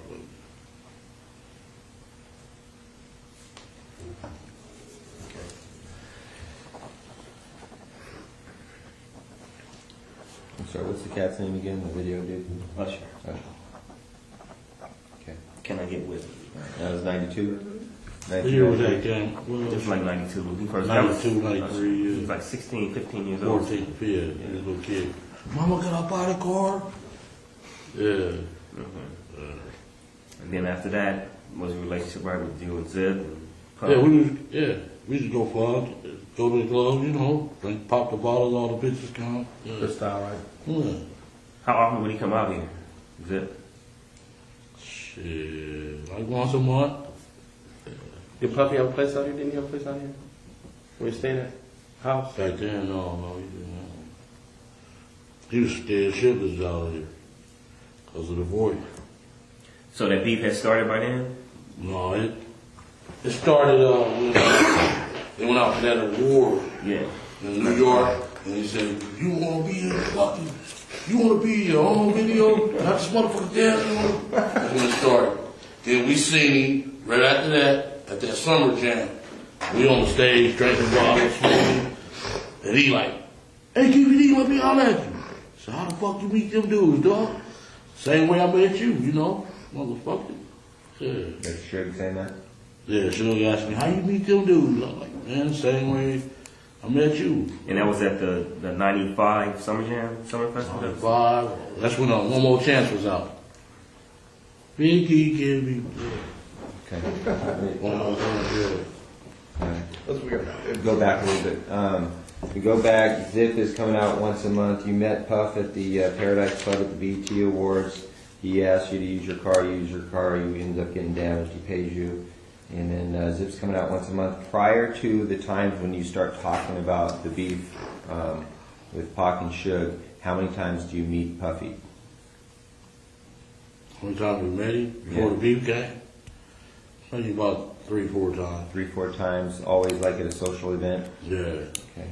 Greenbacks was mostly, that's where we started. Green Patch? Greenbacks. Right on Sunset, by the lounge bank. Yeah. Oh. It's a little upstairs and just like a deli. Yeah. Oh, no, that's called right next to the comedy store? Yeah, then there's a strip club on the other side. Deli, yeah. Okay.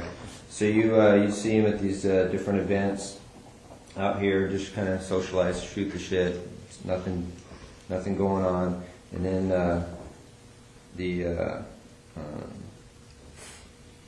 does the incident at Summer Jam take place before Puffy gets up on stage and makes that statement about if you don't want a producer being in your videos? Which happens first?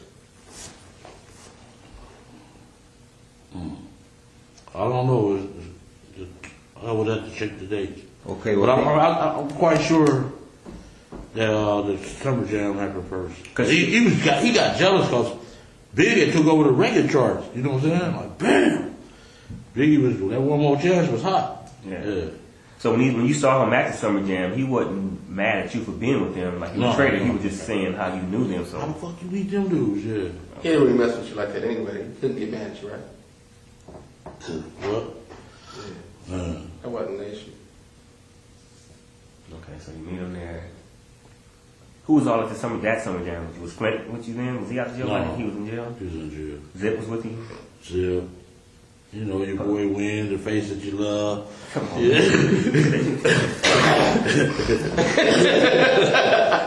He's not even like that, man. No, he told me that. It's just a face you just love. Oh. Man, my partner, man. I've been with that dude for 43 years, dude. Give my number. Oh. Man, show him some love. Right? He ain't like that, man. It ain't like that. I know. It ain't like that. He's just trying to help himself. In this I didn't even say that, man. Just let it go. Right. Move forward. Leave him alone. That's my dog, though. Fuck it. Y'all say him? I got to. Shit. He gave me the hug of my life. Swear to God. You gave me the hug of your life. He gave me the hug of his life. So when you're at the summer jam, you're up on stage and Puff is there, right? Yeah. Suge says, hey, how you know these guys? You tell After him. we leave off, he was on the other side of the stage over here, and they left off this way. When I came back, in the back of the stage, he was like, Keefe D, let me know that. Went over there, and he told me, man, how you beat them dudes? Same way I met you, motherfucker. Yeah. He don't know I helped his ass out a lot. Okay. Well, when you say same way I met you, I'm assuming that you know these guys because of the drug trade. Is that how you knew Suge? No, I put in. Man, I started that music industry. I mean, that death row shit, man. With Pat? I did the work for that shit. Okay. All right. Well, we'll get to that. But that hadn't even started yet, really. Okay, in 95, you've already got some kind of little, you've got your relationship with Suge because of the money that you gave him from Pat, right? We've been knowing each other before him and Pat even met. We was little kids. Same neighborhood. No, football team, Great Compton. Okay. Well, that's kind of going to be a different issue. Let's stay on track here. So after the Superfest, you say that to Suge, and then you walk off. Everything's cool. Was Puppy scared of Suge at that time? No, he wasn't scared. Okay. He didn't do it. Then one day, me and Zip rolling up Greenleaf, and the phone rang, and he wanted to speak to me. Like, man, you think it's cool to come out there for our concerts? I said, why not? Why you can't come? Talking about Big Boy CEO. I'm like, man, that dude ain't nothing. Come on. This is Zip on the phone with you? No. Okay. Zip, he called Zip home, and I was in the car. Said, his boy want to speak to you. Hey, man, you think it's cool to come out there? I'm like, yeah, it's cool, man. You know, just give us like 40, 45, 50 tickets. So Puff calls Zip's phone. Zip gives you the phone. Yeah. Puff says to you, is it cool to come out there? Yeah. You said, yeah, just give me some tickets. Yeah, give us a gang of tickets. So he didn't give you no money, no security, nothing like that, just tickets. He gave us some tickets, and I brought the crew. You know, yeah. We went up there deep. They didn't show up, you know. And that's the big concert you were talking about, the tour that they were on with Jodeci and all that? This was Anaheim. This is when we brought out the choruses. So that's the Anaheim. We went about 12 deep to the one in San Diego. 12 cars? No, like 12 people. Yeah. And you're saying he didn't show up to, are you talking about Suge? Suge, they didn't show up, no. So no problems at the concert. They're having a good time. Pop bottles already out here the whole time. Nothing else happened. No other events happened. No problems during that time, right? Right. No problem. Okay. You and Zip keep doing what y'all doing. No business or whatever. What's the next little thing that might have happened? You know, it's time went by. Because by then the beef should have jumped off. It's already been coming that way. Yeah, that's where it started. I think the boy in Atlanta got shot.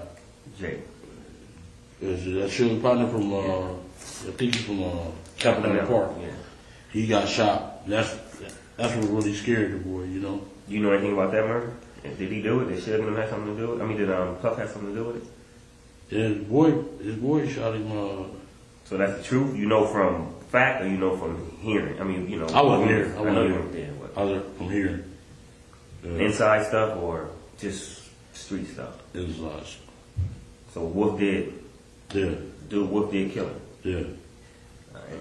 There was some talk that some Southsiders were there too. Was that true? In Atlanta? No, we wasn't there. Nando wasn't down there? Nando wasn't down there? He wasn't hanging out there? We wasn't there. Okay. So Big J gets killed. Oh, real quick, you said that Puff calls you on the phone. You tell him I need like 50 tickets, and I'll, we'll make sure everything's cool out here. And that's the Anaheim concert. Yeah. Then when you go to that Anaheim concert, that's when you guys. That's start what he fighting. said that in front of all the people. Andre Herrera, he was there. Andre who? Herrera. He was, Andre Harrell. Yeah. Who else was in that room with him? It was just them two. Hold on. Specifically, Andre Harrell, you. About 40-some Southsiders. But from New York, Puffy, that was only Andre Harrell and him? Yeah, Zip. We picked up Zip from the airport, Long Beach Airport. Okay, so it's Harrell, you, Puffy, Zip, and a bunch of Southsiders. And what Puffy makes kind of an announcement? Yeah, that was stupid as hell too, you know. What did you actually hear? What was the words? If the best you can remember what he says. Shit, he said he'd give us anything for them dudes there, you know? Yeah. We'll give you anything for these guys' head? Yeah. Where were you exactly? He was in the main, it was like he had the Navy SEALs in one room over here. We was in that middle room. The middle room was like a living room, like a suite. And the other room was like a bedroom. We was in there shooting dice. D-Mac was there. That other dude, what's his name, Trev? We shooting dice. OJ daughter, she was at the motherfucker. Did she hear this being stated? And It was mostly, this was after the concert. Before the concert, he stated that. After the concert, that's when everybody came back to the room, did a little party, shoot dice. Okay. Was D-Mac there before the concert? No. So D-Mac wouldn't have heard that? No, he wouldn't have heard that. So were you in a hotel? Were you at the venue? We was at the hotel when he... At the hotel? What hotel? That was at, Anaheim, the Hilton or something. Okay. What Sheridan or Hilton? I think it was the Hilton. So you're like in the suite at the Hilton or something? Yeah. Okay. I think it was Halloween night because she had on a cat suit. And Trish had her on the bed like, make me out for me, baby. TT. OJ daughter. She was a bad motherfucker, boy. Back then. Yeah, I wanted to hit that thing. Yeah. You said there were Navy SEAls in the other room? Yeah. What for? Yeah. To protect him. He was that scared of that dude. He had hired some Navy SEALs? I swear to God. Like, you know they were SEAls, or did you? He told me they were SEAls. He was Navy SEAls. And they had on their little ear things and everything. So this is after Jake got killed. So he was on point. He was worried about something happening. Yeah. She got miles off about a bunch of different stuff. So he was scared. It was He was scared to death. Yeah. Okay. And he like, man. Now, why does he, if he's got these Navy SEALs guys out there protecting him, why does he call you and ask you for protection? Would you rather have some Navy SEALs or some gangsters? Well, yeah, but that's my point. I mean, if you have a choice between the two, you've got some trained gun, you know. Explain to me. Yeah. You would want the gangsters because the Bloods, they'll tear them dudes' ass up, man. Come on, man. They don't play fair. Yeah. They tear their ass up, dog. I swear to God. You know they would. We would have went in there and beat them up if we would. Man, I ain't seen a lot of gangsters that can hit their target, But man. they don't know like we know, man. No, We would have went in that room They and don't told know them. like, you know, we know Navy SEALs. It'd be a bigger crew about me like 3 or 4 of them dudes. Would be like 40. Navy SEALs are I killing don't think they know like we know Navy Right, SEALs. right, right. They thinking they're just some guys with guns. They can go in there and shoot it out with them. Right. They would have wiped the floor with them, man. But anyway.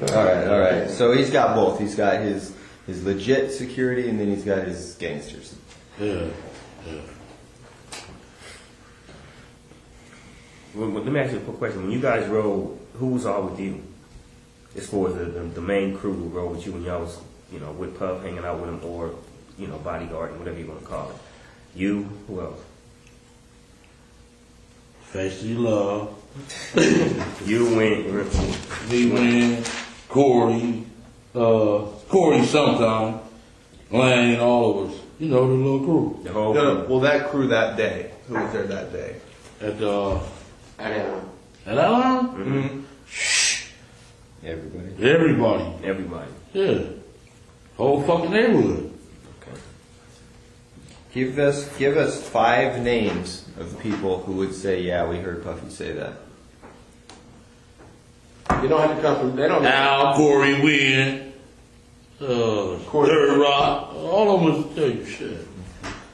I'm quite sure they did told y'all already. Al, this is all the main crew. Was it up there? Was it up there? No, he wasn't there. He was still running. Okay. Bram, none of them, the G's from the other side went over there. No. It's your crew. Yeah. The Burns, right? So this Anaheim thing had to be after. This would have been after. Big J got killed. Yeah, after Big Jake, right? Yeah. That's when it heated up, huh? After Big Jake went down in Atlanta. Yeah. But just to make something clear, you said previously, one time you went down there with 12 people. Is that different from That was in this? San Diego. Okay. San And that's Diego. after Anaheim. This is before Anaheim. Okay. Before Anaheim. So Anaheim was pretty much the last big concert you guys went to, and that's when all that stuff happened. As far as Puff saying, you know, I give y'all this. Yeah. Then we went to Vegas, at the MGM. They got pictures and everything. Sure. Magic Johnson that gave a big party out there, and we went to that thing. Were they there? Who? Puff and them? Yeah. Okay. We smoked weed. I ain't never seen them smoke weed in the MGM like that. But man, y'all is crazy as hell. You know what I'm saying? They just smoke it wherever they want? Yeah. Had the thing rolled off.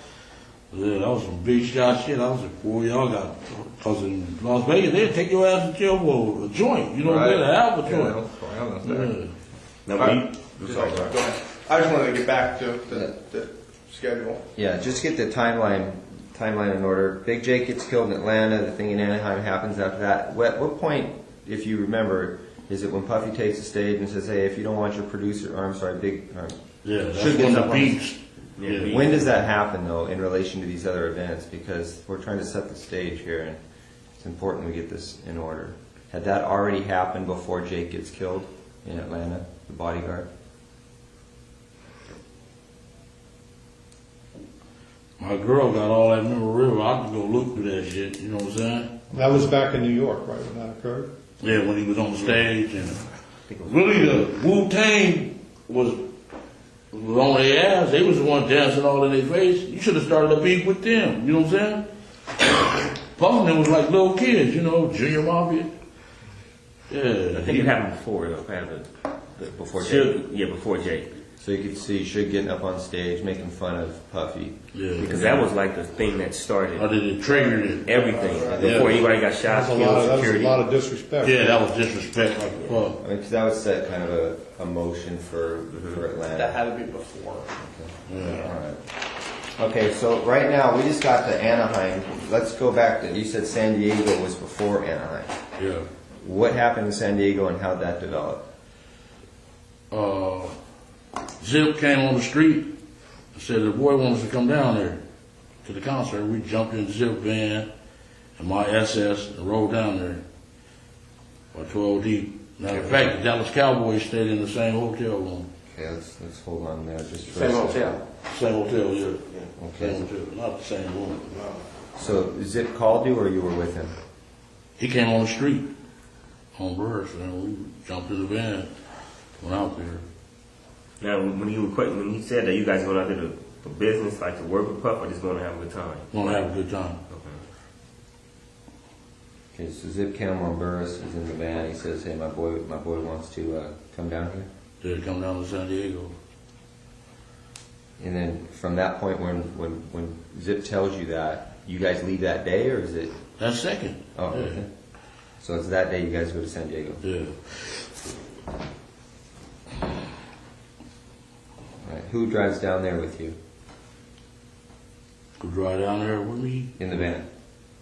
So I was in my own car. It was me, Lane, Big Dre, and somebody else.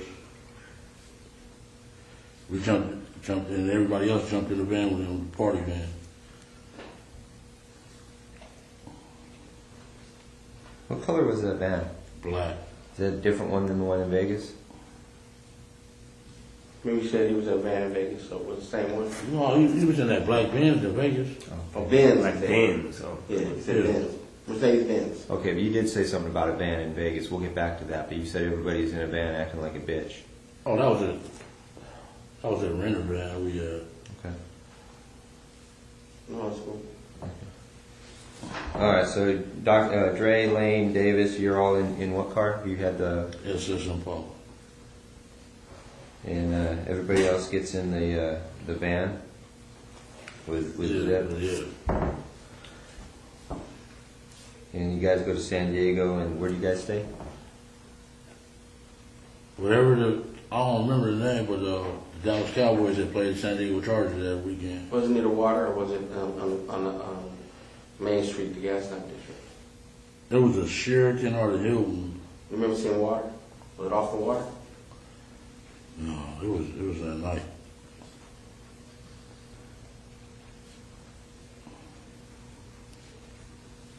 That'd be a nice place. Cowboys are staying there. Yeah, that was my team. Yeah.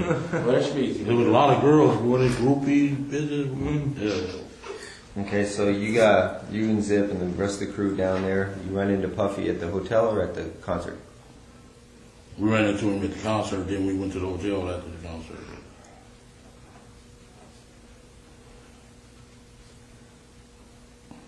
You kind of look like Emmett Smith. You could have used that. Yeah. Yeah. Okay, so go back to the hotel. And how's that, what discussion regarding Tupac and Suge? What happens there? I don't think he really discussed it then. Well, then, we was in the room smoking weed. Smoking weed and the little total brawl. What's her name? Keisha with the panther thing. She said all of them laughed. We just having a good time that night. Okay, so no discussion about... I just want to ask a question. I'm curious. Who paid for y'all rooms when y'all was in? Like when y'all go to the hotel, y'all already had rooms for y'all? No, I'll pay for it. We had money, man. Them dudes. Oh, y'all was paying y'all stuff. So they were just getting started, really. Oh.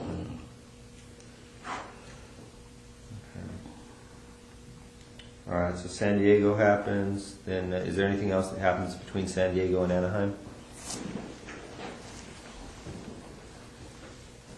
I don't know if that concert was in Vegas, the thing in Vegas was before Anaheim or, I know Magic Johnson gave a big party there. Okay, let's go into that. Magic Johnson gives a big party out there. In Vegas. And you go out there with Zip?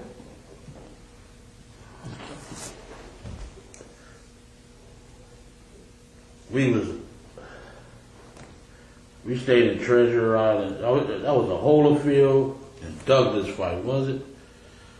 Was it the Holyfield Douglas fight?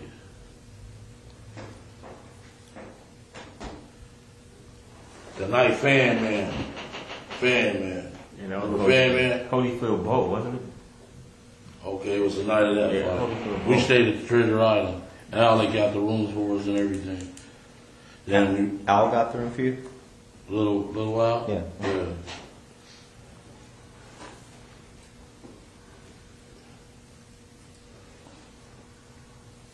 Then we went and met him at the MGM, him, Zip, and him, Biggie, all of them was there. Okay. Lance. I'm sorry. When's the first time you met Biggie? First time I met Biggie was in San Diego. The San Diego concert and everything? Yeah. He was in the room with y'all or whatever? Yeah, smoking weed. Yeah. That's the first time all y'all met him? Yeah. Okay.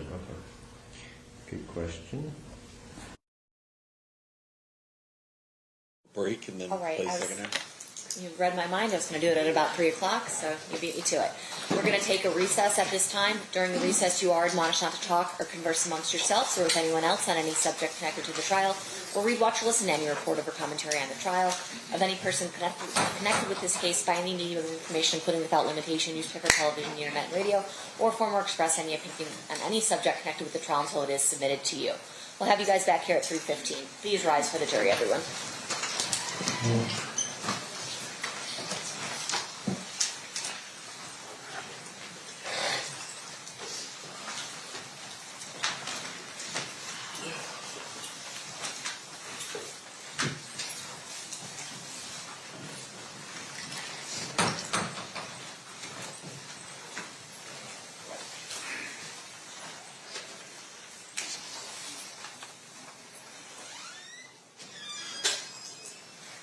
For the record, the jury has exited the room. Will be in recess.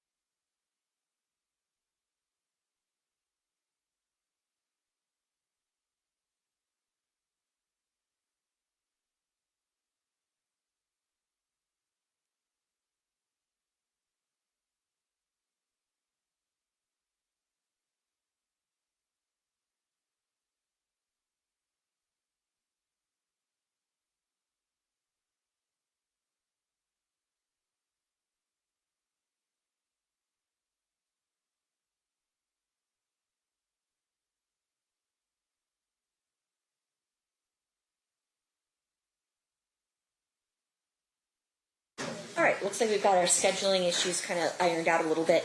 So at this point, I think we're ready to bring in the jury unless anyone objects. Hearing nothing, let's bring them in. Is that for the jury?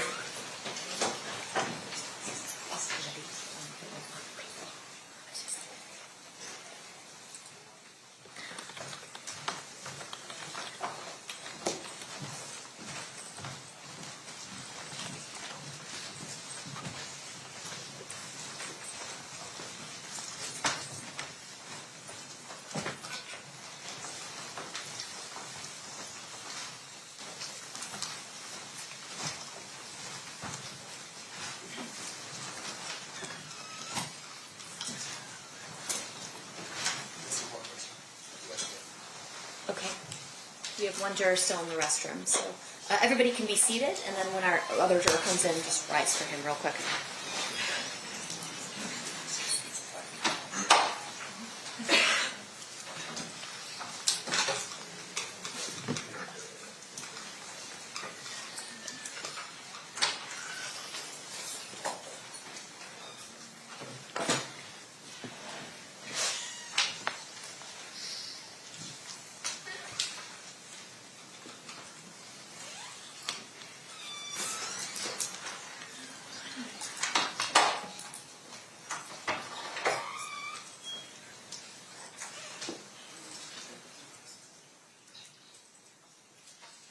Is that for the jury?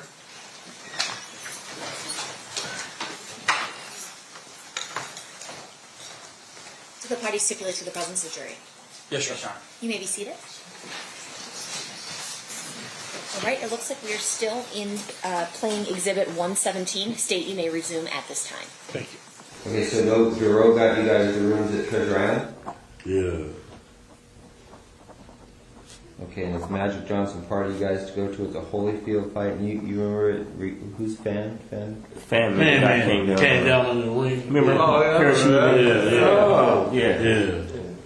To the ring, got beat down. Yeah, they beat him down. Rock, Newman them beat him up. They beat him down. Yeah. Dude, bro. I didn't realize that. That sucks. Sucks to be an I was idiot. just playing a joke or something. Oh, man. Because they threw off their rhythm, man. They was ready to go, and this gonna come. It's either him. It was either him or Buster Douglas. When Buster Douglas lost to who? So I think that was Bo Holyfield, because it was a big fight. And I remember Rock was Bo's trainer. Yeah. So, I'm pretty sure, we'll check on it, but. I was with my other girl. Yeah, and we all went down to the MGM with our bottles. After the fight? After the fight, yeah. Was it Buster Douglas and Holyfield? Was it that fight? We'll figure that out. We're not. Okay. That detail's not important. So you went to the MGM after the fight, and whose room's there? No, we just met in the lobby by the bar area. Boom. And he like, Magic giving a party. And we all stormed over there. That's what Puff said? Max giving the party? Then Yeah, let's go over here. And Big was there too? Big was there. Lance, all them dudes was there. So Puff and Lance were together too? I mean, they were in the same crew. I know they ran together, but anyway, go on. That's all right. And that's when they was about to fight. Lance and Puff Okay. got in each other's face. His little gay ass, because he had the money. Yeah. Was D-Mac there too, all the time? I don't think he was at this one. I don't think he was there. Okay, so Puffy then. Okay, so you go to the party, and then is there an opportunity where you guys talk with Zip and Puffy again about Tupac and Suge? I know he said it at that room in Anaheim and a couple of times at Greenbacks. Okay. Yeah. Okay, so I'll just put you don't recall. Excuse me. Yeah, and when D-Mac told me that Zip got the money, oh man. Okay, hold on. When you get to that, Yeah. that's a good point. We got to work our way out. Okay, so this You remember when that fight was as far as dates? And now we're getting into what?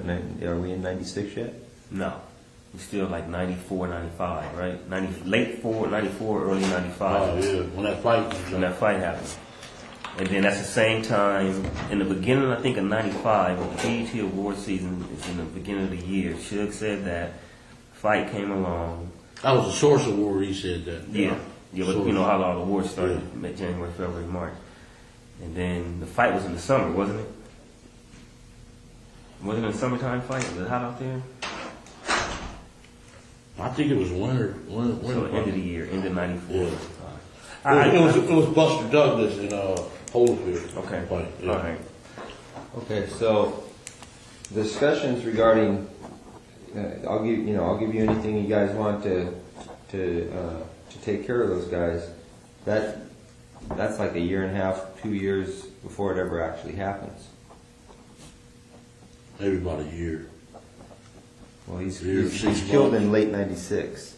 Yeah. So that would make this, it would have to be late 95, late 95. Okay, yeah, that's what I'm saying. Yeah. Source Awards early in the year, beat starts, comes all the way around, the summer go through.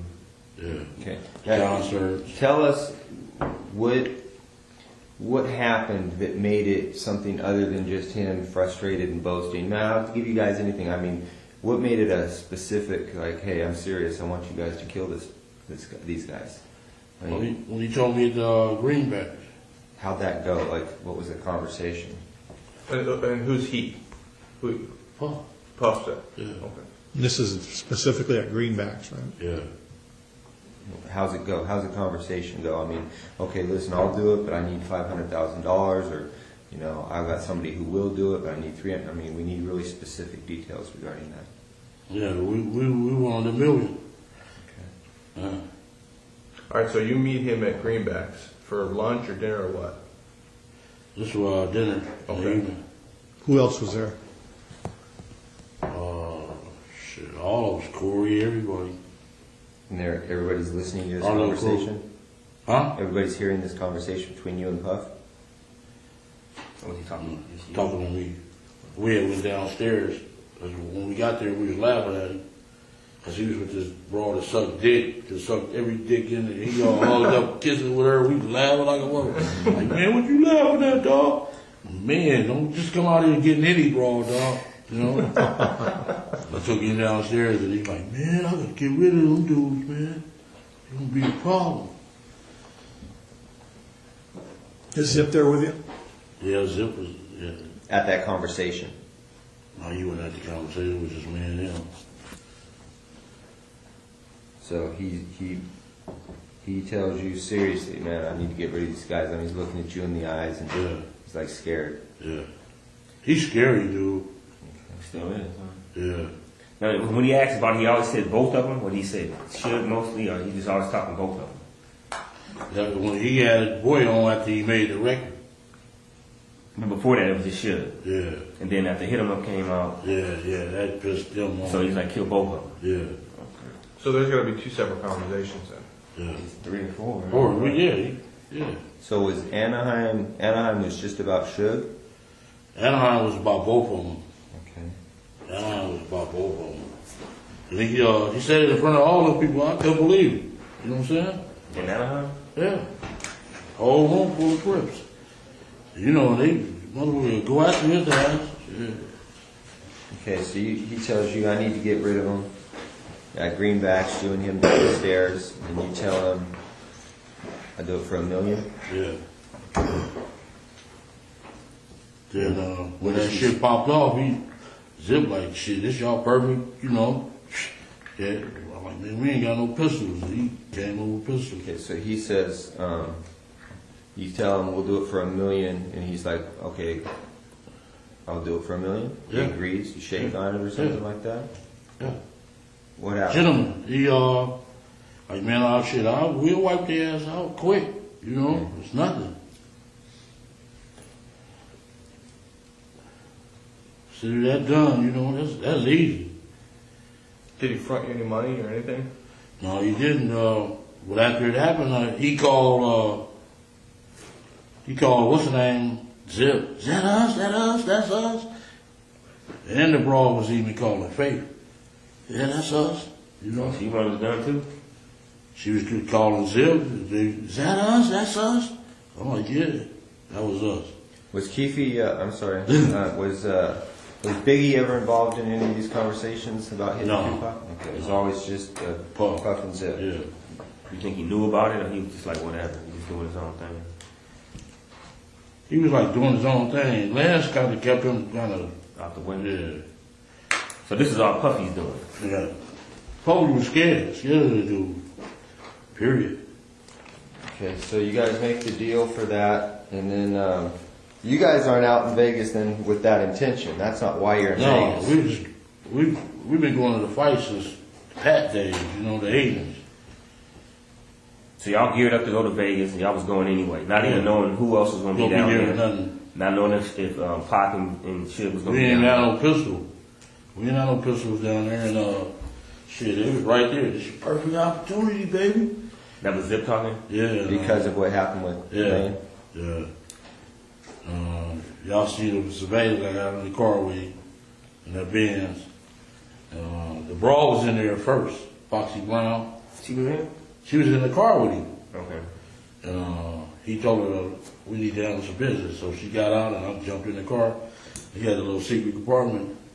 The thing popped out. Okay, let's work up to that real quick, because that's important. Well, but there was, he said that you were there was numerous conversations, the first one taking place in Anaheim, another one at Greenbacks. Yeah. What other conversations took place where you and Puffy were talking about, doing this stuff? So fucking long, man.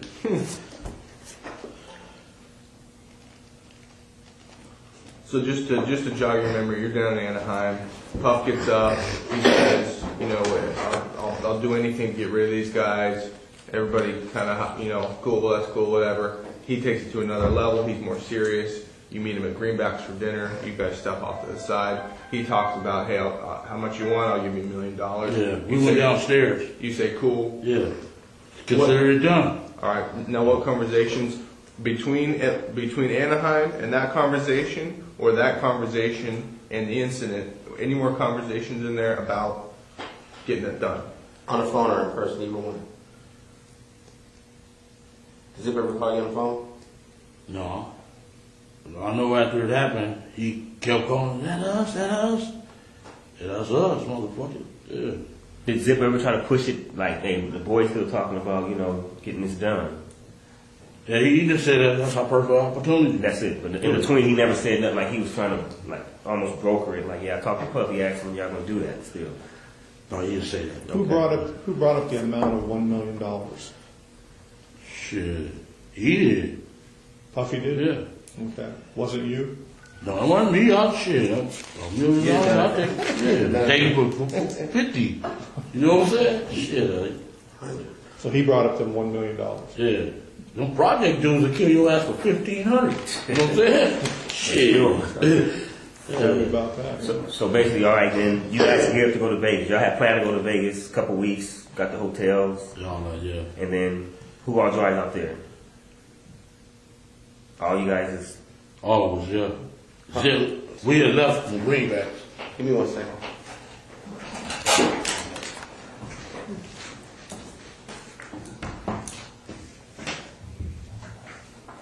No.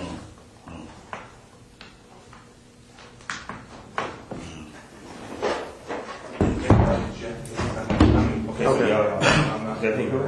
Yeah, everything good. So y'all gear up to go down there. Y'all caravan down there. Yeah. How many cars? We went to Greenbacks. It was me, Zip. It was Zip drove that van. Kevin drove that van. And I drove Kev? Yeah. Okay. And I drove what was that, a Malibu or something? Not a Malibu, but a Century. What's that? By Buick? Buick Century? Yeah, I drove the Renner Century. And y'all left from Greenbacks like about what time? A couple days before? Maybe about, was it Thursday night? I think it was a Thursday night. We left from there. Fight was Saturday. Okay, it was probably Friday we left. Friday evening when Zip looked like he got picked up by a helicopter as fast as we got there for us, you know. So once we got there, started kicking it, partying and all that old shit. Y'all staying at the Monte Carlo? Yeah. Okay. And who got the rooms for you at the Monte Carlo? My wife, it was in my wife's name. Okay. You know. Y'all pay for them? They had comps. Lane had comps at MG, not the MGM, but Excalibur. Because of gambling. Yeah. Okay. I'm sorry, Brett. No, that's right. I got thrown off track for something. We were in Greenbacks. They have the discussion, everything. How long before you guys go to Vegas is that? I think this is another time at Greenbacks or the same time that Puffy said he, you know, this is different time. Okay. That's our headquarters. We meet at. Okay. Every time they come out, we meet. So Puffy had said they agreed to the $1 million, and then Okay. that Friday before they were going to Vegas, they met at Greenbacks with Zip. They caravan from there on that Thursday, that Friday night. Okay, so there's another incident. You guys meet at Greenbacks. That's when we go to the fight in September '96.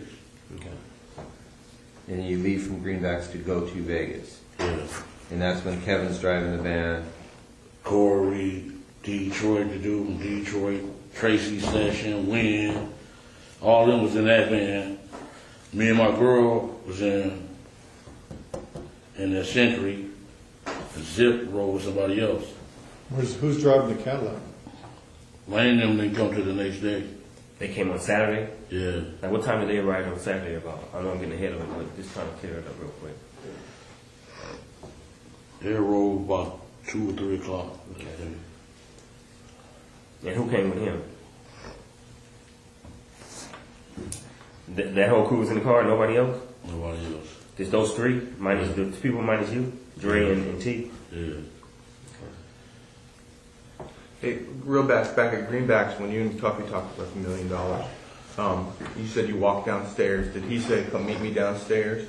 Yeah, he said, come on downstairs and talk to you. Oh. And asked me, why was we laughing at him and shit like that? I said, man, don't be coming out here just getting anything, dude. Right. If you want some brawl, just let us know. So he asked you to come downstairs. Did you guys talk about anything other than that specific thing? We ordered some more bottles. Then took you, it's like a 2-part thing. It's like the deli part right there. Then you can walk back and look for the bottles. Then we walk over there and talk when we looking for the bottles. Got the bottles and shit. So you think, so in your opinion, the specific reason he asked you to come downstairs and talk to him was about that thing, not about liquor or anything? Yeah. It was about that? About Okay. that, yeah. Okay, so then another incident, you guys are at Greenbacks, you go to Vegas, Kevin drove the van, he's got those other guys with him, you're with a girlfriend, Lane and Dre and T Brown come the next day in the rented Cadillac. It wasn't rented, was that a rented Cadillac? Yeah. Get there about 2. Who rented that Cadillac? T Brown. Yeah, T Brown. His mom, right? Mother-in-law. Right. Okay. Staying at the Monte Carlo, you said your girl had him in her name or Paula? Paula. Okay. You all right? Yeah. Can I ask you a quick question? Go ahead. No, we'll get to that later. Ask it. No, that's okay. Come on, now you make us curious. Just ask. No. It was something, it's too far ahead, so I'd rather just stay intact. Like Greg is trying to write fast to get the stuff down there. I don't want to be too far ahead. Okay, so you guys are out in Vegas. You're there the night before the fight. The next morning or the next afternoon, Lane and them guys show up in the rented Cadillac, and you guys are all at the MGM. You guys go to the fight. Right, so lead us through it from there. Okay, you meet Zip out there. Yeah, it was Zip. We all rode together. Me, Zip, Kev, and what's his name? He just took off. His Benz was faster than our bro. Oh, okay. And we got there. Did he stay at the same hotel as you guys? No, I think he stayed at the MGM. We like, some dudes fronted his ass off right in front of us. What happened? He's like, motherfucker, this motherfucker's a snitch. We like, what? He like, yeah. Damn. What did he say? Huh? What did he say? He didn't say nothing. He just, his eyes got big. Then the next day, we got our tickets from the little dude named Shorty. He from 60s. Shorty from 60s. How did he get the tickets? For the fight? He's a scapper. He be at every anybody can get tickets. He be at every event. When I was in prison with him and Solid Dad back in the days, and he was a little youngster, and he started selling tickets, scalpers. When we got our tickets, and our tickets was like separated. Lane went in, everybody else went in, and boom, we went to eat. We was eating, and Lane, they came and said, "They just beat up Lane." What restaurant were you guys at? Were you at? You remember? You was in the hotel lobby? We was in the hotel, yeah. At the MGM at a restaurant. Was it the cafe up there or something? They didn't change. Huh? Went to eat after the fight? Yeah. How come Lane wasn't with you? Because we had, the scappers had different locations on the tickets. You couldn't get them all in one Yeah. So you got separated. He went his way after the fight. Yeah. And he got caught up over there. Then. Yeah, we was ordering our food, and they like, "Man, Lane just got beat up." I'm like, Where was Zip at that point? Zip was in the lobby part where you register. That's where we ran into them. Him and Richie Rich. I heard of him before. I know. He's an older cat, right? Richie Rich? Yeah. Nah, he probably like 43. New Yorker? Yeah. Yeah. Was there a redheaded dude there?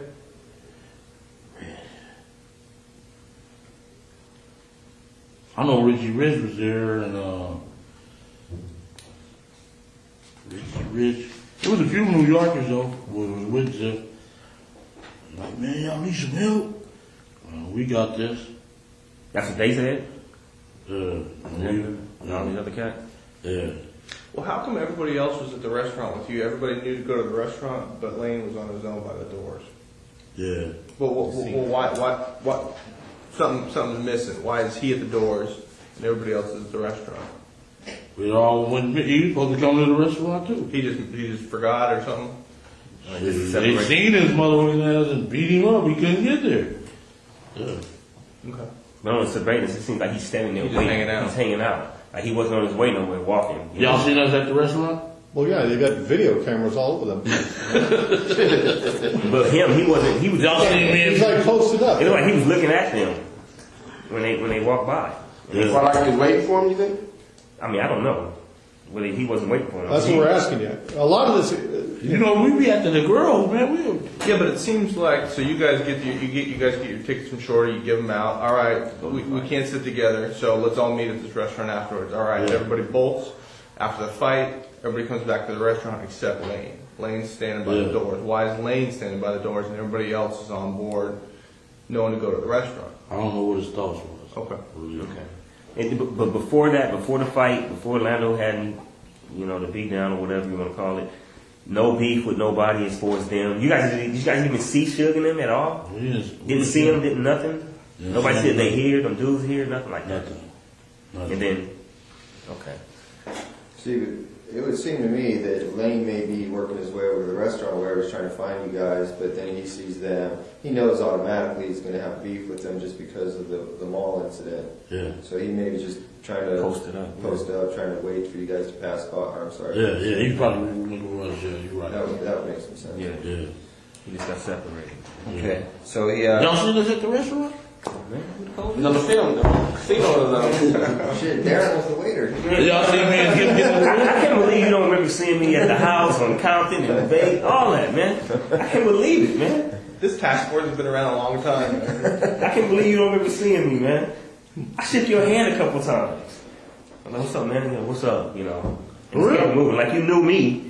And I'm like, what's up, man? How you doing? But you was just Keefe D, so. Shady, man. You sold them dope. Anyway. Y'all seen us at the restaurant too? Yeah, I just got the name of it because it's been so, like you said, it's been so long ago. But okay. Y'all see me and Zip in the Benz too? I didn't. I don't remember seeing it. I don't remember seeing it. Okay, but who was in the restaurant with you? The crew, it was me, Bubba, all of us. Kev, Was Debian and them hanging out with y'all at that time? No. The Vegas dudes? No, they wasn't. They knew nothing about this. Nothing about this. Y'all didn't hook with them at all. Nobody, Qatar, Carol, KC, whatever his name is. None of them dudes. Y'all didn't hook up with none of them from We Vegas. seen KC down there. Okay. Well, we didn't see Doug Carr, the other boy, Chin. Okay. Where did he go? Huh? There. You know, T.I. Yeah. He just got hit about 5 months ago from victory. Okay, so Richie Rich and Zipper in the lobbies with some other New Yorkers. You guys read, blah, blah, blah. Lane gets his ass, or Lane gets into a fight. And then Zip and his boys are like, y'all need any help? The East Coast answers this first. And my boy. Who? And. One of them Paramount, man. Oh. And. Oh, Anthony? Anthony Trent. Yeah. He was down there? Yeah, he asked me, y'all need some help? We like, no, we good. Did Treggs hear any of the conversations between you and Puffy? Was he there for anything? Who? Treggs. And. And?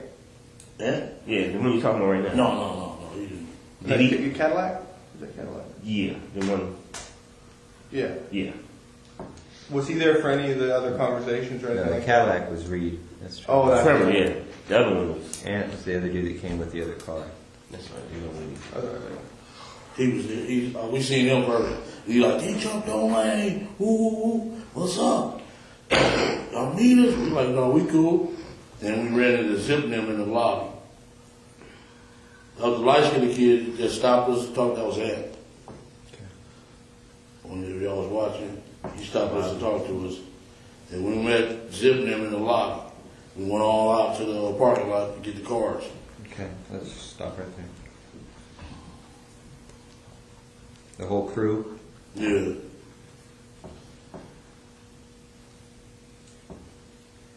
Alright, you get cars and then Zips in his Benz? Yeah. And who's in there, Foxy Brown? Yeah. And does she get out, or he tells her to get out, or what? Yeah, he told me to get the handle something. Because he told me in the lobby that he had some jimmies. Some what? Had a jimmy.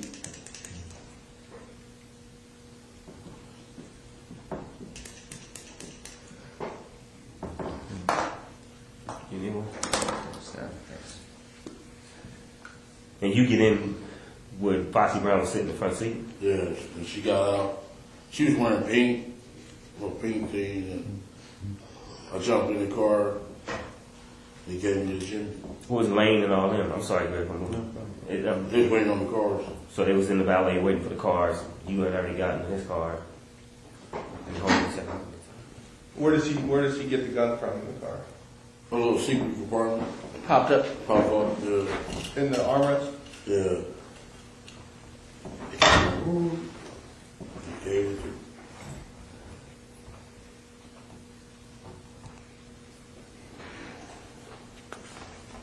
Was it a Glock? Yeah. 40? Yeah. And I ain't ever told nobody this story. Doesn't it feel good, man? Get it off your chest? It's been weighing you down, man, for 20 years. I don't know who. Can I ask you one question though? Oprah's going to be like, Mr. Davis, we really appreciate it. And then you give me like this. Read my book. Hey, I just want to ask one thing though. One thing. Y'all heard that story before though. Before I told you. Not that part? No, never heard that part before. No, I haven't. About Zip? I knew about Zip. You know about Zip. Gave the gun? We done do that. Yeah, but not about the pop-up thing. Pop-up. Little particular things in between. But we're on track. I'm just saying y'all knew. We knew Zip had given the gun, but we didn't know that you went to his car to get it, so. Stuff like that. Let me tell you. This dude punked me though that morning in the garage though. I ain't gonna lie. He got me good, dog. I ain't gonna lie. You gotta pray to be good. He good. He like, well, I got some shit gonna break your heart. Gonna break you to your knees. That's what bothers me. That's what got me, dog. Other than that, I would have went out hard. I'm gonna lose my house. Fuck them. You know what I'm saying? Yeah, but that got me though, dog. He said, I got some shit gonna break your heart. Gonna break you to your knees. I already knew what it was. I said, oh, they got me, dog. I gotta write that one down, man. Put that in the book. I got some shit gonna break your heart. Gonna break you down to your knees. Keep you deep. See, he can deliver it. I'd be like this. I got some shit that's gonna bring her. It wouldn't just sound right. You got me on that, dog. Other than that, I was like, fuck y'all, I'm gonna go on in, man. Because I know I am you. I know how you think. I'm from the same place you from. Oh, So I know kind of what to Where say. you from? You from the neighborhood? We won't even talk about that. You don't even want to know. You so proper, man. You know what? That's called education a little bit. Yeah. So proper now. You got me on that one, dog. Then I said, break my heart then. And I thought about it all over that week. I said, oh, they got me, dog. They gonna give me the death penalty. Yeah, man. Yeah. It was a stretch, man. Yeah, it's been a stretch. But okay, will we agree? Okay, so we get the gun out of the armrest. Zip gives you the gun. It's a 40. I assume you check it, loaded. You put you get your own ammo. How's that happen? It's already loaded. Or what? It's already loaded. You just put one up. Okay, where do you go to? What do you tell Zip right then? What's that? Do you tell Zip, hey, we're gonna go handle this shit or whatever? Yeah, they asked like, do y'all want us to come? We like, we know where them motherfuckers at. They was telling us that they gonna be at the 662 club. Who was saying that? Everybody. Everybody out there? Yeah, everybody. They give us a gun. Well, how do you know that Zip's got a gun? Does he tell you? He told us in the lobby when I met him in the lobby. I got one. Did you ask him? Do you have one, or he just tells you, okay, I got one? Yeah, that's when they asked, do we need some help? I got some Jimmy. We're like, yeah, okay, cool. All right. But only one he gave you. Yeah. And so KC went to go get some guns, but he never did get back with us. So it was a lot of people out there and asking you guys, Southsiders or Lando, like and who else? Just the East Coasters asked us first, the East Coast Crips. Then the New Yorkers asked us. That's it. Okay. We like, we don't need y'all. We good. Yeah. Okay. Then y'all, you get the heat. You get out of the car with Zip after everything. What do you say to him? Like, man, we're gonna handle this. Like, yeah, we're gonna go ahead. He's like, yeah, it's your perfect time. You know. Okay. Then you jump out of the car, and then what happens? I got in the van with the busters. You know what I'm saying? Who's in the van? Where do you put the gun? What do you do with it? Put it on the thing. Yeah. Yeah. Okay, so Keefe, you get in the van with who? Corey, Wynn, Kev, Wynn cousin Tracy Sessions, and some dude from Detroit. And they was, Lane them said they had a gun up under the hood. In the rental car? Yeah, they put one up under the hood. So, okay, that's cool. So we go to the 626. I'm sorry, real quick though. Lane's in the van too at that time or no? No, they in the Cadillac. Okay, so Lane in Cadillac with T Brown and Dre. Yeah. You know who's driving in? You drove off from the hotel. T-Brown. T-Brown was driving still. Yeah. And y'all go with the van. This is 2 cars go to 662. Yeah, the van and the Cadillac. Go to 662. Yeah. I'm sorry, go on, Grant. So when you guys leave the motel after you get the gun from Zip, you guys never go back to your rooms to discuss anything or anything at all. You go from the MGM, or I'm sorry, from the MGM out on the hunt for these guys. You guys never go back. We went drop the girls off. Me and Lane did. At what point? Before you met with Zip or after you met with Zip? Well, that's a long time. I know I gave Paula money to go gamble and rush. I don't know what rush. That was Lane's girlfriend, Rashid, or whatever. Yeah. Rashida. Yeah. I know I gave Paula the money to gamble on, but yeah, then we went looking for them. We went just the 2 girls that you got. That's what you saying. You said the girls. Just those 2 girls, or just a lot of girls who were out there. Just Rashina and Paula. There was a few girls out there. Okay, with them, their whole crew. Yeah, their crew. Okay. I gave her money to go gamble. Boom. We get in the car. We get in the fucking van. Go up to the 626 club. And Corey, they gonna kill us, dog. You know that motherfucker. You know, got the police killing motherfuckers and all that. Man, you crazy. And fuck, dude, I know dude since we played fucking football. He's a bitch. You know. They got you scared. Did you get in the van in the valet area of the MGM? Yeah. Okay. Who was driving that van? You probably already answered that. It was either Kev or Corey. Okay. And when we went up to the 626 club, they didn't show up. We waited about 15, 20 minutes. They didn't show up. So They was like, let's go get some liquor. We stopped at the liquor store. I got out the van with their ass and jumped in the Cadillac. Them motherfuckers busted, they scared. Where was the liquor store at? What's that street? It's a highway. What's that piece of highway there? Las Vegas Boulevard? No, not that one. It's east of it. Oh, man. Highway. What's the one that runs behind all the hotels? It went Craig. Here's a little map.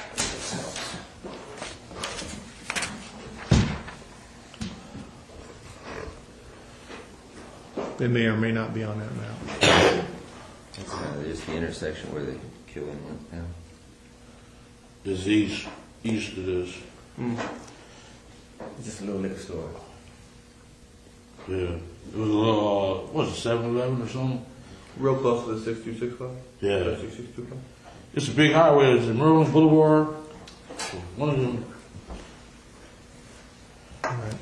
Okay, so you guys go to the liquor store, you're tired of listening to Corey whine, you jump into the Cadillac, and you what? You go to the liquor store, you get out of the van, you jump into the Cadillac with Lane and them guys, and then what? We rolled up, what was that? Was that Harmon? There is a Harmon on there. Harmon Street's on there if you can see it. Should be a Harmon Street on there. Koval, Harmon. And where did he get shot at? On Harmon, didn't he? Mm-hmm. I think it's Flamingo and Harmony right there. Something like that.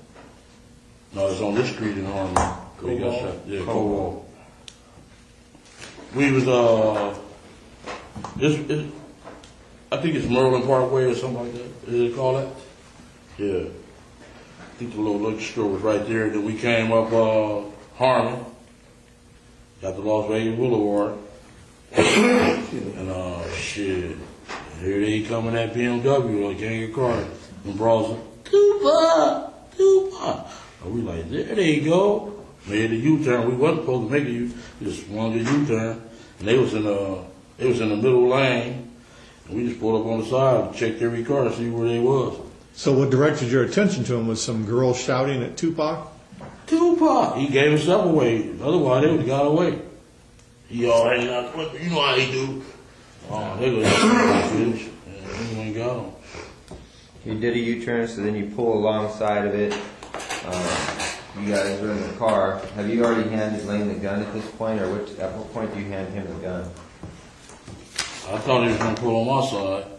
You know, that's my little nephew. I'm going to look out for him, you know. And he pulled on his side. So you were fitting to blast if you had to, or you were just... Yeah, if we would have been on my side, I would have blasted. Okay.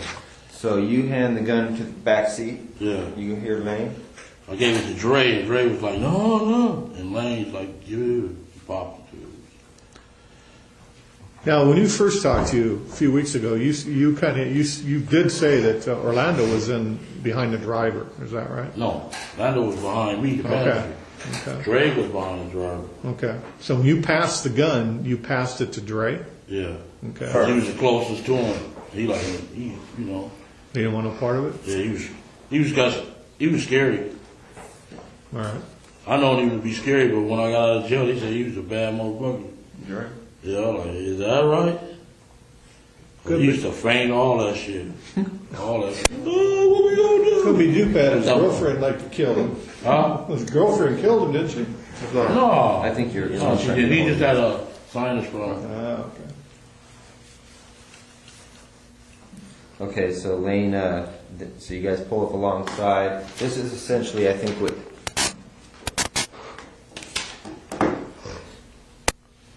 Yeah. You guys pull alongside, that's essentially what you see. Yeah. So he had But he had the window open. The window down. Oh, was it tinted or no? Or I had the window up. Okay.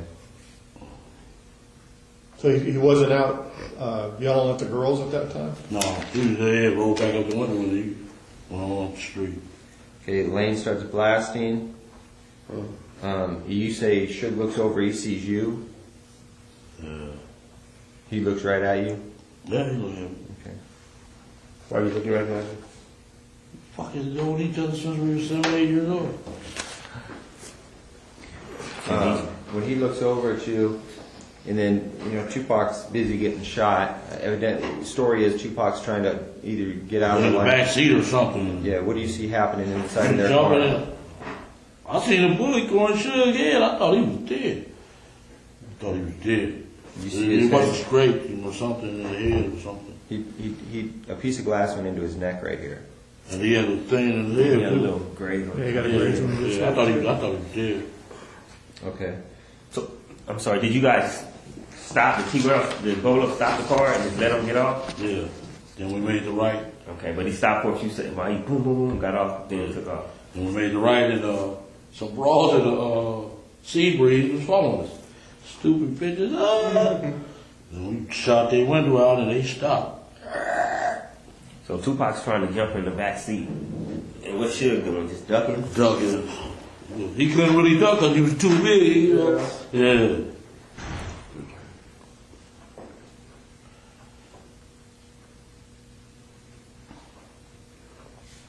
So you try to pass the gun to Dre. He says, "Fucking, I don't want it." Does he? And then you say, "Fucking," or Orlando takes it. Yeah. Or wait, you give it to Dre, and Dre gives it to Orlando. Yeah. Dre didn't want to do it. And Dre's doing like this when he's shooting. He's like, getting on? Yeah. Leave it back? Yeah. And once we got out of the car, he was acting like a bitch. Then I'm like, get a hold of yourself, bitch. Dre? Fuck, yes. What was he saying? Oh, what we gonna do, big on here? Man, shut the fuck up, bitch. Roll with this, Well, where did you go after the shooting? Went to the Montigano. Did what? Real Before we get quick. there, yeah. Okay, so the shooting goes down. He's trying to get in the back seat. Suge's ducking out the way. You guys pull off, and followed by Sebring. A sea breeze, some bras. They ain't call y'all or nothing? The bras? I don't know. Can't hear you. Hey, come on, man. We were talking over. Remember, we've been doing this so many times, man. No, he's right. Sebring. It all comes out. Lane starts blasting back on him. Yeah. So he had bullets left. Yeah. How many rounds did you say he shot in the Tupac in the car? If you had to, About 6 or 7. 6. And then how many times did he shoot at the girl? Twice. Just twice. Okay.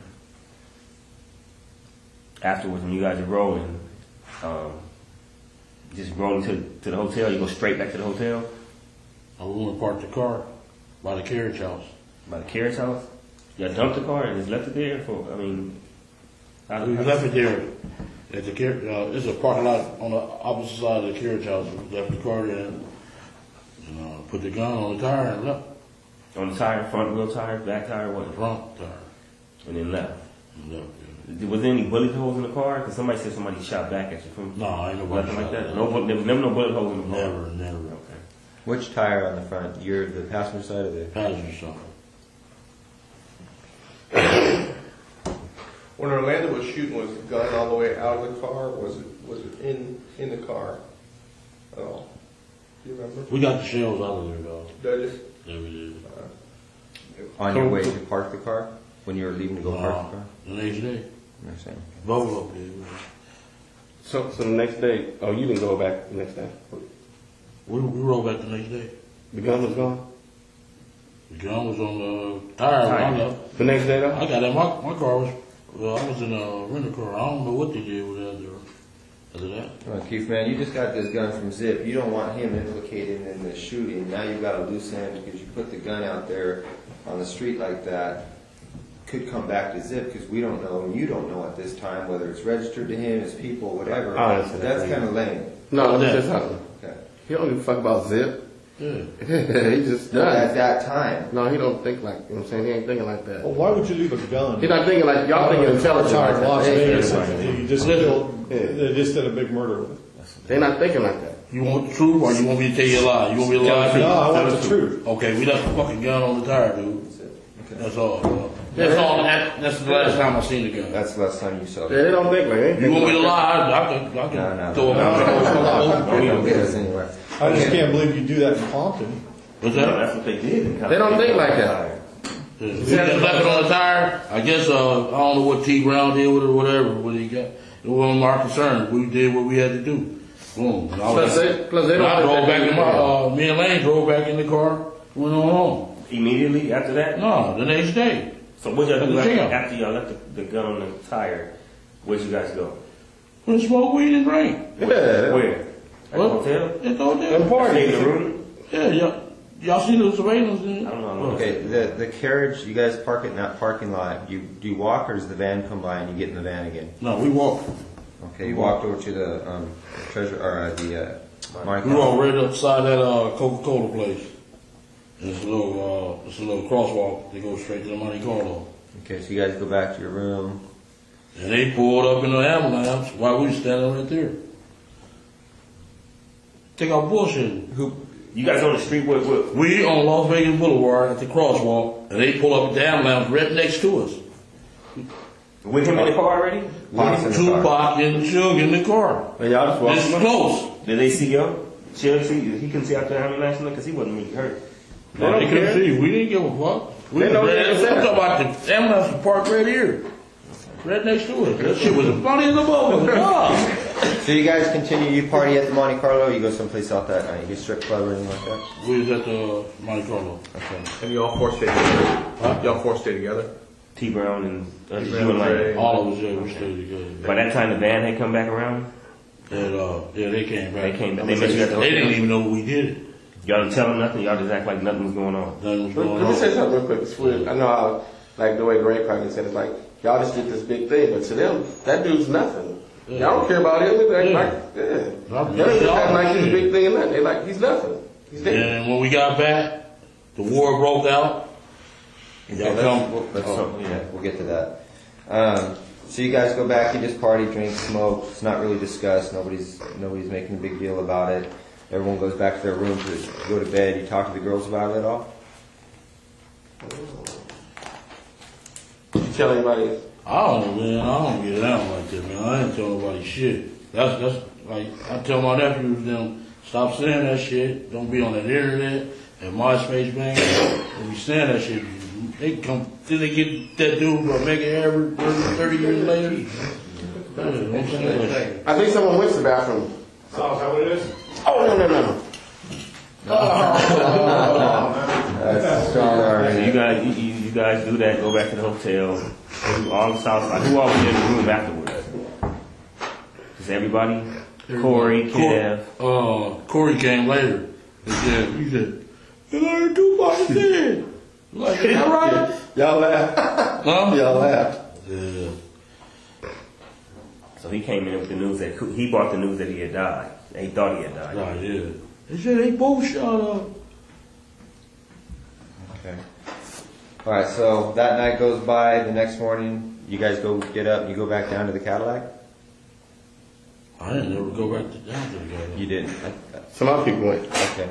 T. Brown, he had to go get the car. Okay. I thought you said you and Lane drove back. Oh, we drove that a Century back. Was you in there? the car? And your wife? And she was his girl in there too? I think she was, yeah. Okay, so 4 of y'all. Yeah. But during that night, after the shooting, was there any phone calls between you and Zip or you and anybody? No. Nothing. It was dead that night. Nothing happened. The No next day, communication. we met at that right here on 3rd and La Brea at that hot wing place. So Melrose? Paul was like, what up? Yeah, Melrose. all right. So you get up the next morning, and what happened? You turn on the news. You see he's dead. We already knew. You already knew he was dead. Any phone calls? You call anybody? You call Zip? And, The next day, The next day, he was like, Zip called you, you called Zip. call me. And he said, was that us? Paul kept, yeah. Then he called while we said, is that us? Yeah.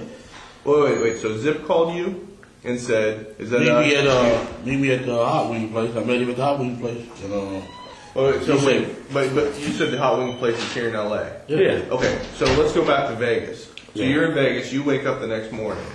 Yeah. All right. You turn on the news. You see he's dead, or you knew he's dead. You get a call from Zip, right? In Vegas? Yeah, in Vegas. I'm talking about.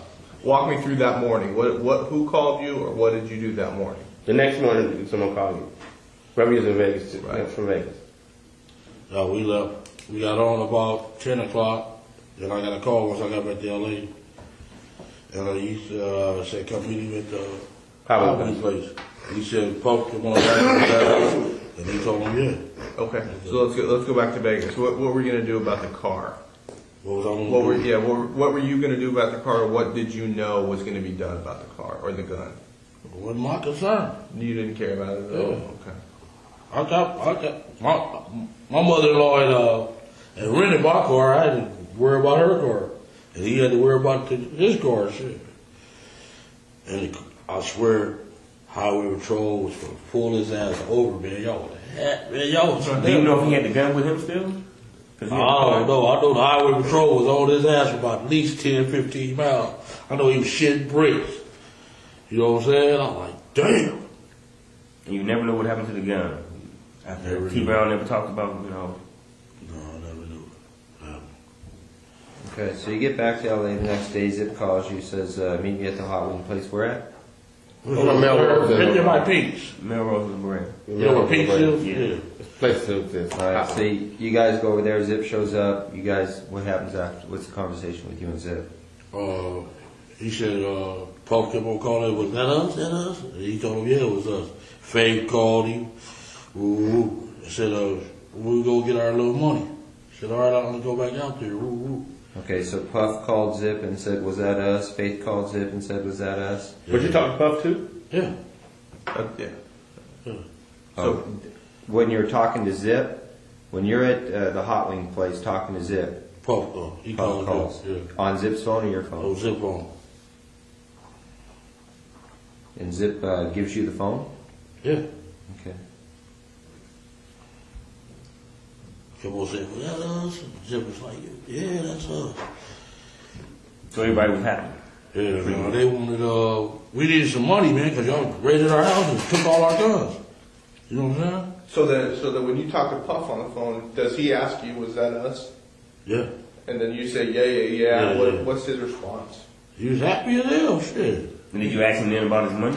About your money, I mean? When you gonna get paid or whatever? No, I have to say that on the phone. Zip, go get our cash. Yeah. Zip line handles that part. Yeah. Okay, so you tell Zip we need to get paid. What does Zip say? I'm going to go back home and handle it? I'll get back with y'all. Yeah. I said they just took raided our house and took our guns and all that shit. So, yeah. Okay, the raids occur. Then I gave a beating. That was stupid as hell. For the South Side, we gave a beating and all them motherfuckers told everything. Well, that's when everybody in the whole hood started, you guys. Yeah, man. I shouldn't have did that. That was the fucked upest move I ever made. And was that after the guns were taken from the hood? I mean, police was raiding the houses, or was it before? It was before. I don't remember. I know we gave a meeting at the park at Cerritos. Them bitches went and told everything, man. And everybody, both clicked. I mean, it was a temple and whatever. All of us clicked. Yeah, all came back together. Yeah. Yeah, I met a park in Cerritos. What's the name of that park? Regional Park on Belleville. It was all in that first affidavit anyway. We read all that shit. Okay, so you called the meeting though? Yeah. Okay. We read that whole affidavit. You know what I'm saying? We know what's up. So you called the meeting to discuss the incident? Yeah. Okay. And then, and everybody like, we heard you got your $1 million, man. We gonna kick in. You gonna get your punk ass out of my face, bitch. You know? Right. Yeah. Alright, so, meeting takes place, people are complaining, they want the money. You at some point, you reach out again for Zip, or how do you try to get paid? I kept calling his ass. The next time we seen him was, where was his ass at? Was he avoiding you? Yeah. We met him at Roxbury. On purpose? You ran into him, or you guys had a call? We had a meeting. Who set that up? I did. So you called Zip, you finally got a hold of him, you told him He said, I'm back out here, meet me at Roxbury. That club on Sunset? Yeah. And they were shooting pool, and them Don Woo Riders ready to beat their ass. Who's they? Zip who else? Zip, D-Mac, who was that? Fleetwood. Fleetwood? Do they hang out with Flint? Yeah. Was Flint out by then? No. No. Okay, then y'all meet, and then what? We meet? Now, when you have a meeting, is D-Mac and Fleetwood all of them there with you guys? No, it was just me and him. I was talking to him. What's up with the cat? And he ain't gave it to me yet. And D-Mac told me that shit. He said, man, Zip got that money. He like, huh? He didn't say that like though, because you thought he was still trying to get the money, right? Yeah. I'm talking about he told me this past summer. And what's they fell out behind all that shit. When you guys met at the Roxbury, how long, how much time passes before I'm sorry. After that, after Halloween play? No. After the shooting in Las Vegas, how long is it before you guys meet at the Roxbury? Like months? About a month and a half.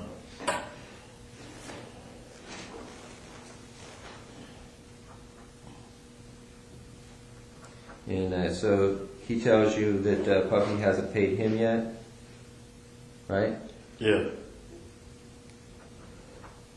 All right, and what do you tell him? That, what's up? What the fuck? I need money. Yeah. We need money, motherfucker. They took our guns, all that shit. We need some money. And you want to make got millions, more than, And your business shut down, you wasn't doing no business, nothing. Y'all ran my Colombian out of town, man. I mean, we did. We should have did that shit. We shouldn't even met Puffy. We should have just stayed rolling, man, Y'all was on my ass since 93, though. You gave us a good run. Yeah. Okay. So, you, at what point do you lose touch with Zip when you just realize you're not going to get paid? At some point you realize... Once y'all got on our ass, man, that watch shit. That was on our ass, man. Okay. So 96 comes and goes, 97, then you end up you pick up that case. 97. Man, y'all after that shit happened, we couldn't breathe. You know that. Y'all put the heat on our ass like a motherfucker. Okay. And then so you end up going to prison. Yeah. Since you've been out of prison, have you talked to Zip? Not one time. And what about Puffy? Not one time. Okay. I tried to call him several times though. That little daddy out shit.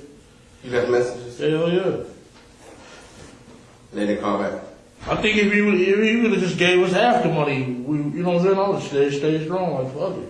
Okay, so a couple months ago you say you run into D-Mac.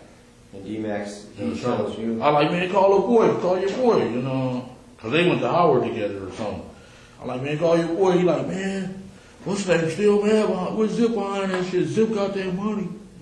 I'm like, what? He like, yeah, man, dude gave Zip the money. Where'd you run into D-Mac at? What street is that? By your boy, the tall guy with the Cadillac truck. What street is that off of? Florence. Where's the Cadillac truck? The blue Cadillac truck, man. Oh. I'm at a lot. The 900 pounds. I don't know. Oh. You got a lot on my mind just like you, man. No, off of Topanga. I met him off of Topanga at the 76 station. Yeah, Cadillac truck. Anything? Oh, yeah. Huh? No. You know what guy I'm talking about. Dudes, Detroit Pistons. Oh, you motherfucker. Oh, out there in the valley. That's where you run into Darius. Okay. Yes, the bitch. Let me tell you what he did to me. I'm gonna tell y'all another thing I know something. Did I tell y'all? On the 40-some thousand. This motherfucker, I threw the money in the back thing. The motherfucker say, hey, let me talk to you, dog. Went over there and talked to him, and here y'all come. I said, this motherfucker, I'm up on all that shit, dog. I said, this motherfucker got my money cracked. As I was thinking about it. He said, man, let me talk to you. Man, if the police hanging out in front of your house like that, I'm like, yeah. I said, man, that sound like the Fed. He like, yeah. I'm like, yeah. And sure enough, here come the car from by the school, and here come the other one off of Glencoe. The car off the school threw us off. I said, oh, here come the popo. I jumped in the car, and here come that other car. Woo! Ah! Stopped right at me, man. And grabbed him. And he like, man, I got a gun, I got a gun. I'm like, you going to jail, dude? And he like, yeah. Dude, handcuffed his ass, put him in another car, and let him go before us. I said, oh, that motherfucker snitching, man. Tell you, I'm up on all that shit, man. Y'all shit is easy, though. I swear. Yeah, they handcuffed me for it. Huh? Let him go with his gun. I said, damn, what he need that for protection from me? That's a cold shit, boy. Well, let's get back to. Okay, you run into DMAC in the Valley a couple months, 3 months ago. Yeah, it's like August, summertime. Talking about this year? Yeah. And you tell him, hey, call your boy, call Puffy. Yeah. And he tells you. And Zip got paid. They fell out behind that old shit. Plus Big got killed. I said, shit, I better not see his ass. Okay, they fell out behind what? Behind the money. They behind Big. Big got killed 6 months later. I thought y'all had a store. I'm missing something. Yeah. Puffy and Zip fall out. Right? Behind him making the payments to Zip. Zip keeping the money. Zip kept the money from us, bro. And he didn't give it to them, and then Big got killed. Yeah, all that. I thought y'all had me. Y'all both had our back. How do you suppose Puffy found out that Zip didn't pay you guys? How does Puffy know? I guess he knew. Duane, I guess. Duane seen him a couple of times. Zip? No, he seen the boy.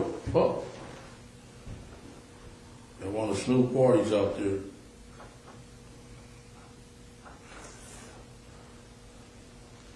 In New York? No, it was at Snoop house. Oh, in Long Beach? Claremont. His house. Yeah. They all on pictures and everything. He came. I said, man, you didn't call me? No, dog. I thought you don't answer this. Motherfucker. I said, you get the number? You got the number? We call. Motherfucker, you know what I'm saying? Well, I want to see his ass, man. Give me the jewelry and everything, you know? Stupid motherfucker. Okay, so Zip doesn't pay you. Puffy's pissed off because Puffy did make the payment. You have any idea what amount of money Puffy paid? D-Mac didn't say it. Okay, so D-Mac tells you they fell out beyond that whole thing. You think that Wynn had probably talked to Puffy about the money at one of these Snoop Dogg parties? Well, I said he didn't. He just gave him the number. I heard Keefe out. We go the number. We called him up with a number. Phone off. Puffy gave Wynn his number? Yeah. I said, you let him give you a number? That was so stupid. Why you get the jewelry? Let me all, you know what I'm saying? Collateral. Yeah. Okay. But you left a message when you get the number? What? You called and left a message? Yeah, he didn't answer it. The man got about 50 phones. He throw that shit away. The phone's easy, man. All right. And what about you? You also said that that Kane told you something about Zip. Yeah, he said Zip got the money. They fell out. When was that? When did Kane tell you that? When did I get out on that violation? That was 2005. Kane's name is Gregory. Yeah. How about Pete? How much time they gave Pete? Pedro Hill? Yeah. Shit, I think he got 5-6 years, didn't he? Ooh. Darn, damn, Bert. Boy, this is a cold dude, man. The game ain't right. I advise everybody to quit, dude. Where were you when Kane told you? Is this when you were back in Richmond, or? Care about it. Oh, Only went out there one time, they said I stole $10,000. I said, bitch, I stole $10,000. No, that's your brother saying that. That's not. Yeah. Kevin. That stupid ass motherfucker. He don't know I'm saving his life. $10,000. Oh, you know about that too, huh? Yep. Okay, so Kane tells you you're over at Kev's house 2005. Kane tells you, man, Zip got that money. How does Kane know Zip? Just from out there in New York. Just the New York connection? Yeah. Everybody knows Zip. Zip's big and a mother out there, man. Yeah. Now, you know Kane's on the run, right? He on the run? Yeah. Oh. You have any contact with him at all? I thought his ass was snitching because he got caught with 12 keys. Yeah, he bugged out on that. He did? Yeah. I ain't got no country. He be up in Baltimore. Right there by that school. By the way, do you know if Gregory Brooks, if his people back in Baltimore are the Brooks brothers that were in the newspaper like a couple years ago behind that big bus? No. You don't know if that's his brothers? No. Gregory, just my cousin. Okay. Yeah, I know he was sending stuff to Baltimore, but wasn't he, the Brooks brothers from Baltimore, you don't know who they are? No, he ain't no kid. Okay. Yeah, his brother named Garfield. And he phone coming in. Gregory quit. Gregory, Craig, all of them. All my older brothers and shit quit that shit. Yeah. My Greg's sons, both of them in jail. One of them in jail, aren't they? Yeah. They banging and stuff, huh? Y'all is up our ass, huh? Yeah, man. Lil Lane better watch out. Craig's brother, he out there. Why you gonna stop him from doing what he doing? He out there banging and stuff, ain't he? Who? No, Craig's little brother. They call him Lil Lane or whatever. Craig's son. They call him Little Lane? Something like that. No, they don't. Mando or some shit. I don't know. Something like that. Baby Mando? Yeah. I think one of the last things is, what makes you think though that now that you'd be able to talk to either like Zip or somebody in person? Keefe D, I know I got you. I know you're Keefe D, but listen, they had a fall. Seriously though, I mean this is. Man, I would go ask Puffy. Man, I would. Puffy's Puffy. You're Keefe D. Puffy's Puffy. Okay, and now he knows that, you know, you can't afford to be making any mistakes right now about the ghosts that are in his closet. And, you know, all of a sudden Keefe D comes up out of nowhere and starts wanting to talk about the murder of Tupac. He couldn't really come like that. I ain't gonna come back. Give me my money, man. No, my money. But I'm saying he ain't. I'm just from my standpoint. He wouldn't just come up to him like that. He'd have to create a scenario where he'd feel comfortable. Then let's talk about creating. Like I give you an example of what I would think. Like maybe like. Y'all find out where he at in the club. No. Listen to me. You wouldn't just have him just pop up on the dude. No. You create a situation maybe like where Keefe was in town. He was doing well. Maybe Keefe had a business and that he was putting together, a clothes business or something like that. He'd come at him like that, and then they would kick it, and then the conversation would come up. I mean, you wouldn't just have him just walk up on him like that. Right. We don't know how to create that. That's why we need your guys. Because I mean, Puffy. You want my input? Give me an example. Let me see. Exactly what I want. Is your input? How many you think you can have? No. I've been looking for his ass. Believe me. You know that too, right? Yeah. When I run into at the club, when he got that walk of fame, motherfucker, I was right there. But what I'm saying is, that store. But what I'm saying It was too many of y'all around here. He's not going to just give you a straight conversation. He's going to feel comfortable. So you got to create something that's comfortable for him. I mean, I know how you're thinking, but it's been a while. He's sophisticated. He's scared. I'm just saying maybe you have to create some type of. They know they don't want to mess with you. They don't want you coming at them wrong. He embraced it when, you know what I'm saying? He ain't, boy, you know what I'm saying? He cool like with win like that? Yeah, he gonna embrace the shit out of us.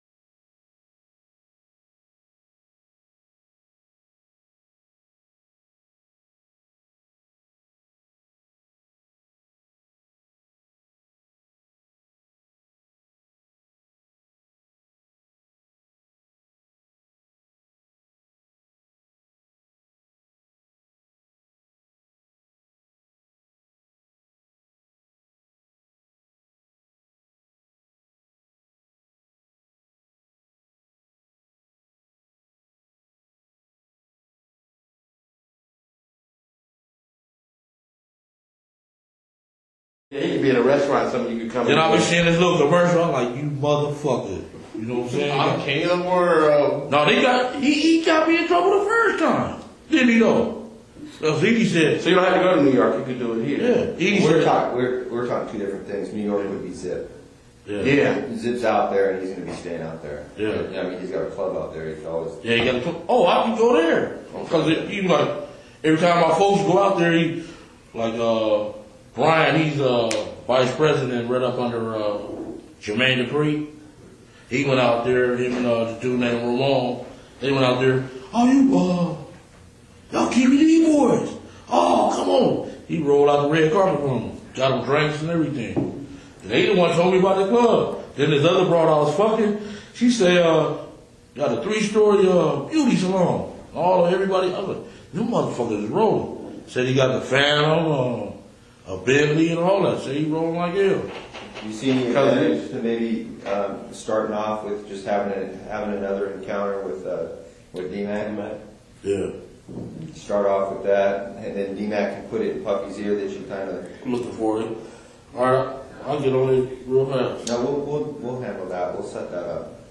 Okay. Okay. Because what ends up happening is if you take control of the situation, you start making some progress we're not ready to deal with yet, then Basically, you don't have to do anything. Just take your time. Yeah, it takes time. We'll tell you when you need to be somewhere and make arrangements. All right. And gotta put it in his ear because he do go get D-Mac every time he come out here. Okay. That's a boy, yeah. Okay.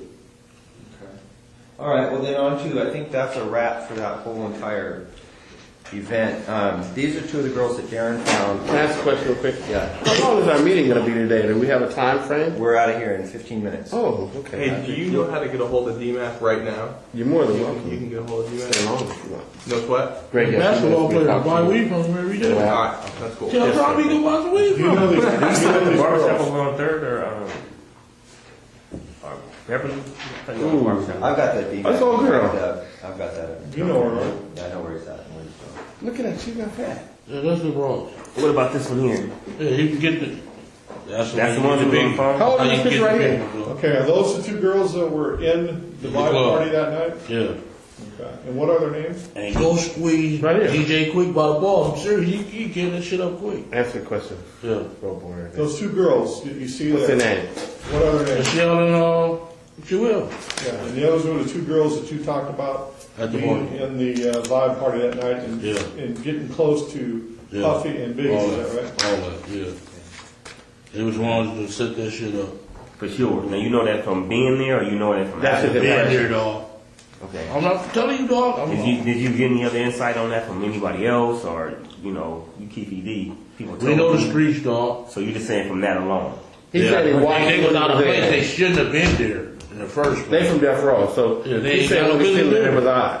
Then boom, the fire marshals come. We left Big Pete and what's his name out there, Sporty, outside the club because we didn't have enough passes. So I was going down there checking on them. Don't put that on these notes. Because That was just a sidebar. These are different notes or something. We was down.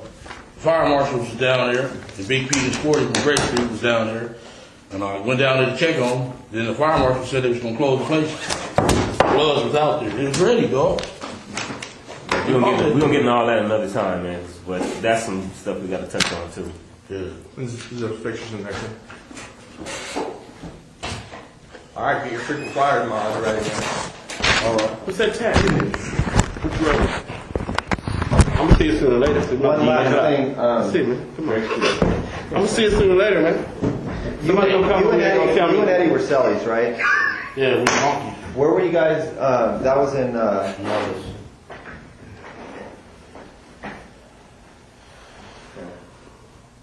What? I wanted to ask you something. Excuse me. What do you know his last name to be? Samuel Samuels. Huh? Samuel Samuels. Samuels. Samuel Samuels. Oh, okay. He asked the question. I find out anything else. I want to ask you one more thing. I know you probably been on the case in 93. Okay. Listen to this. I need to know this. 93. You working on a while.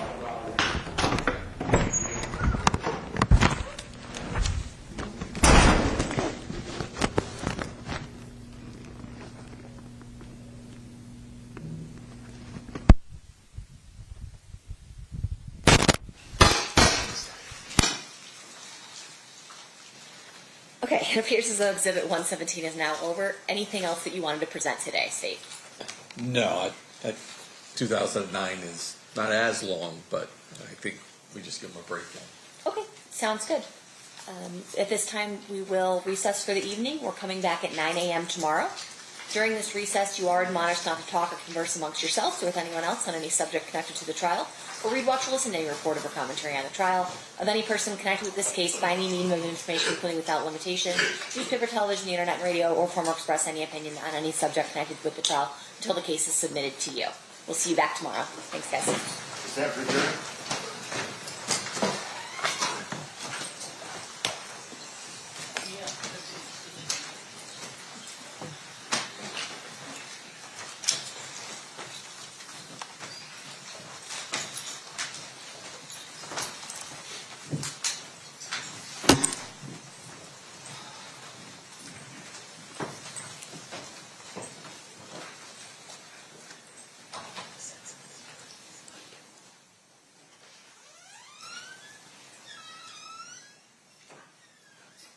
For the record, the jury has exited. Anything we need to address outside the presence? Nothing from the state.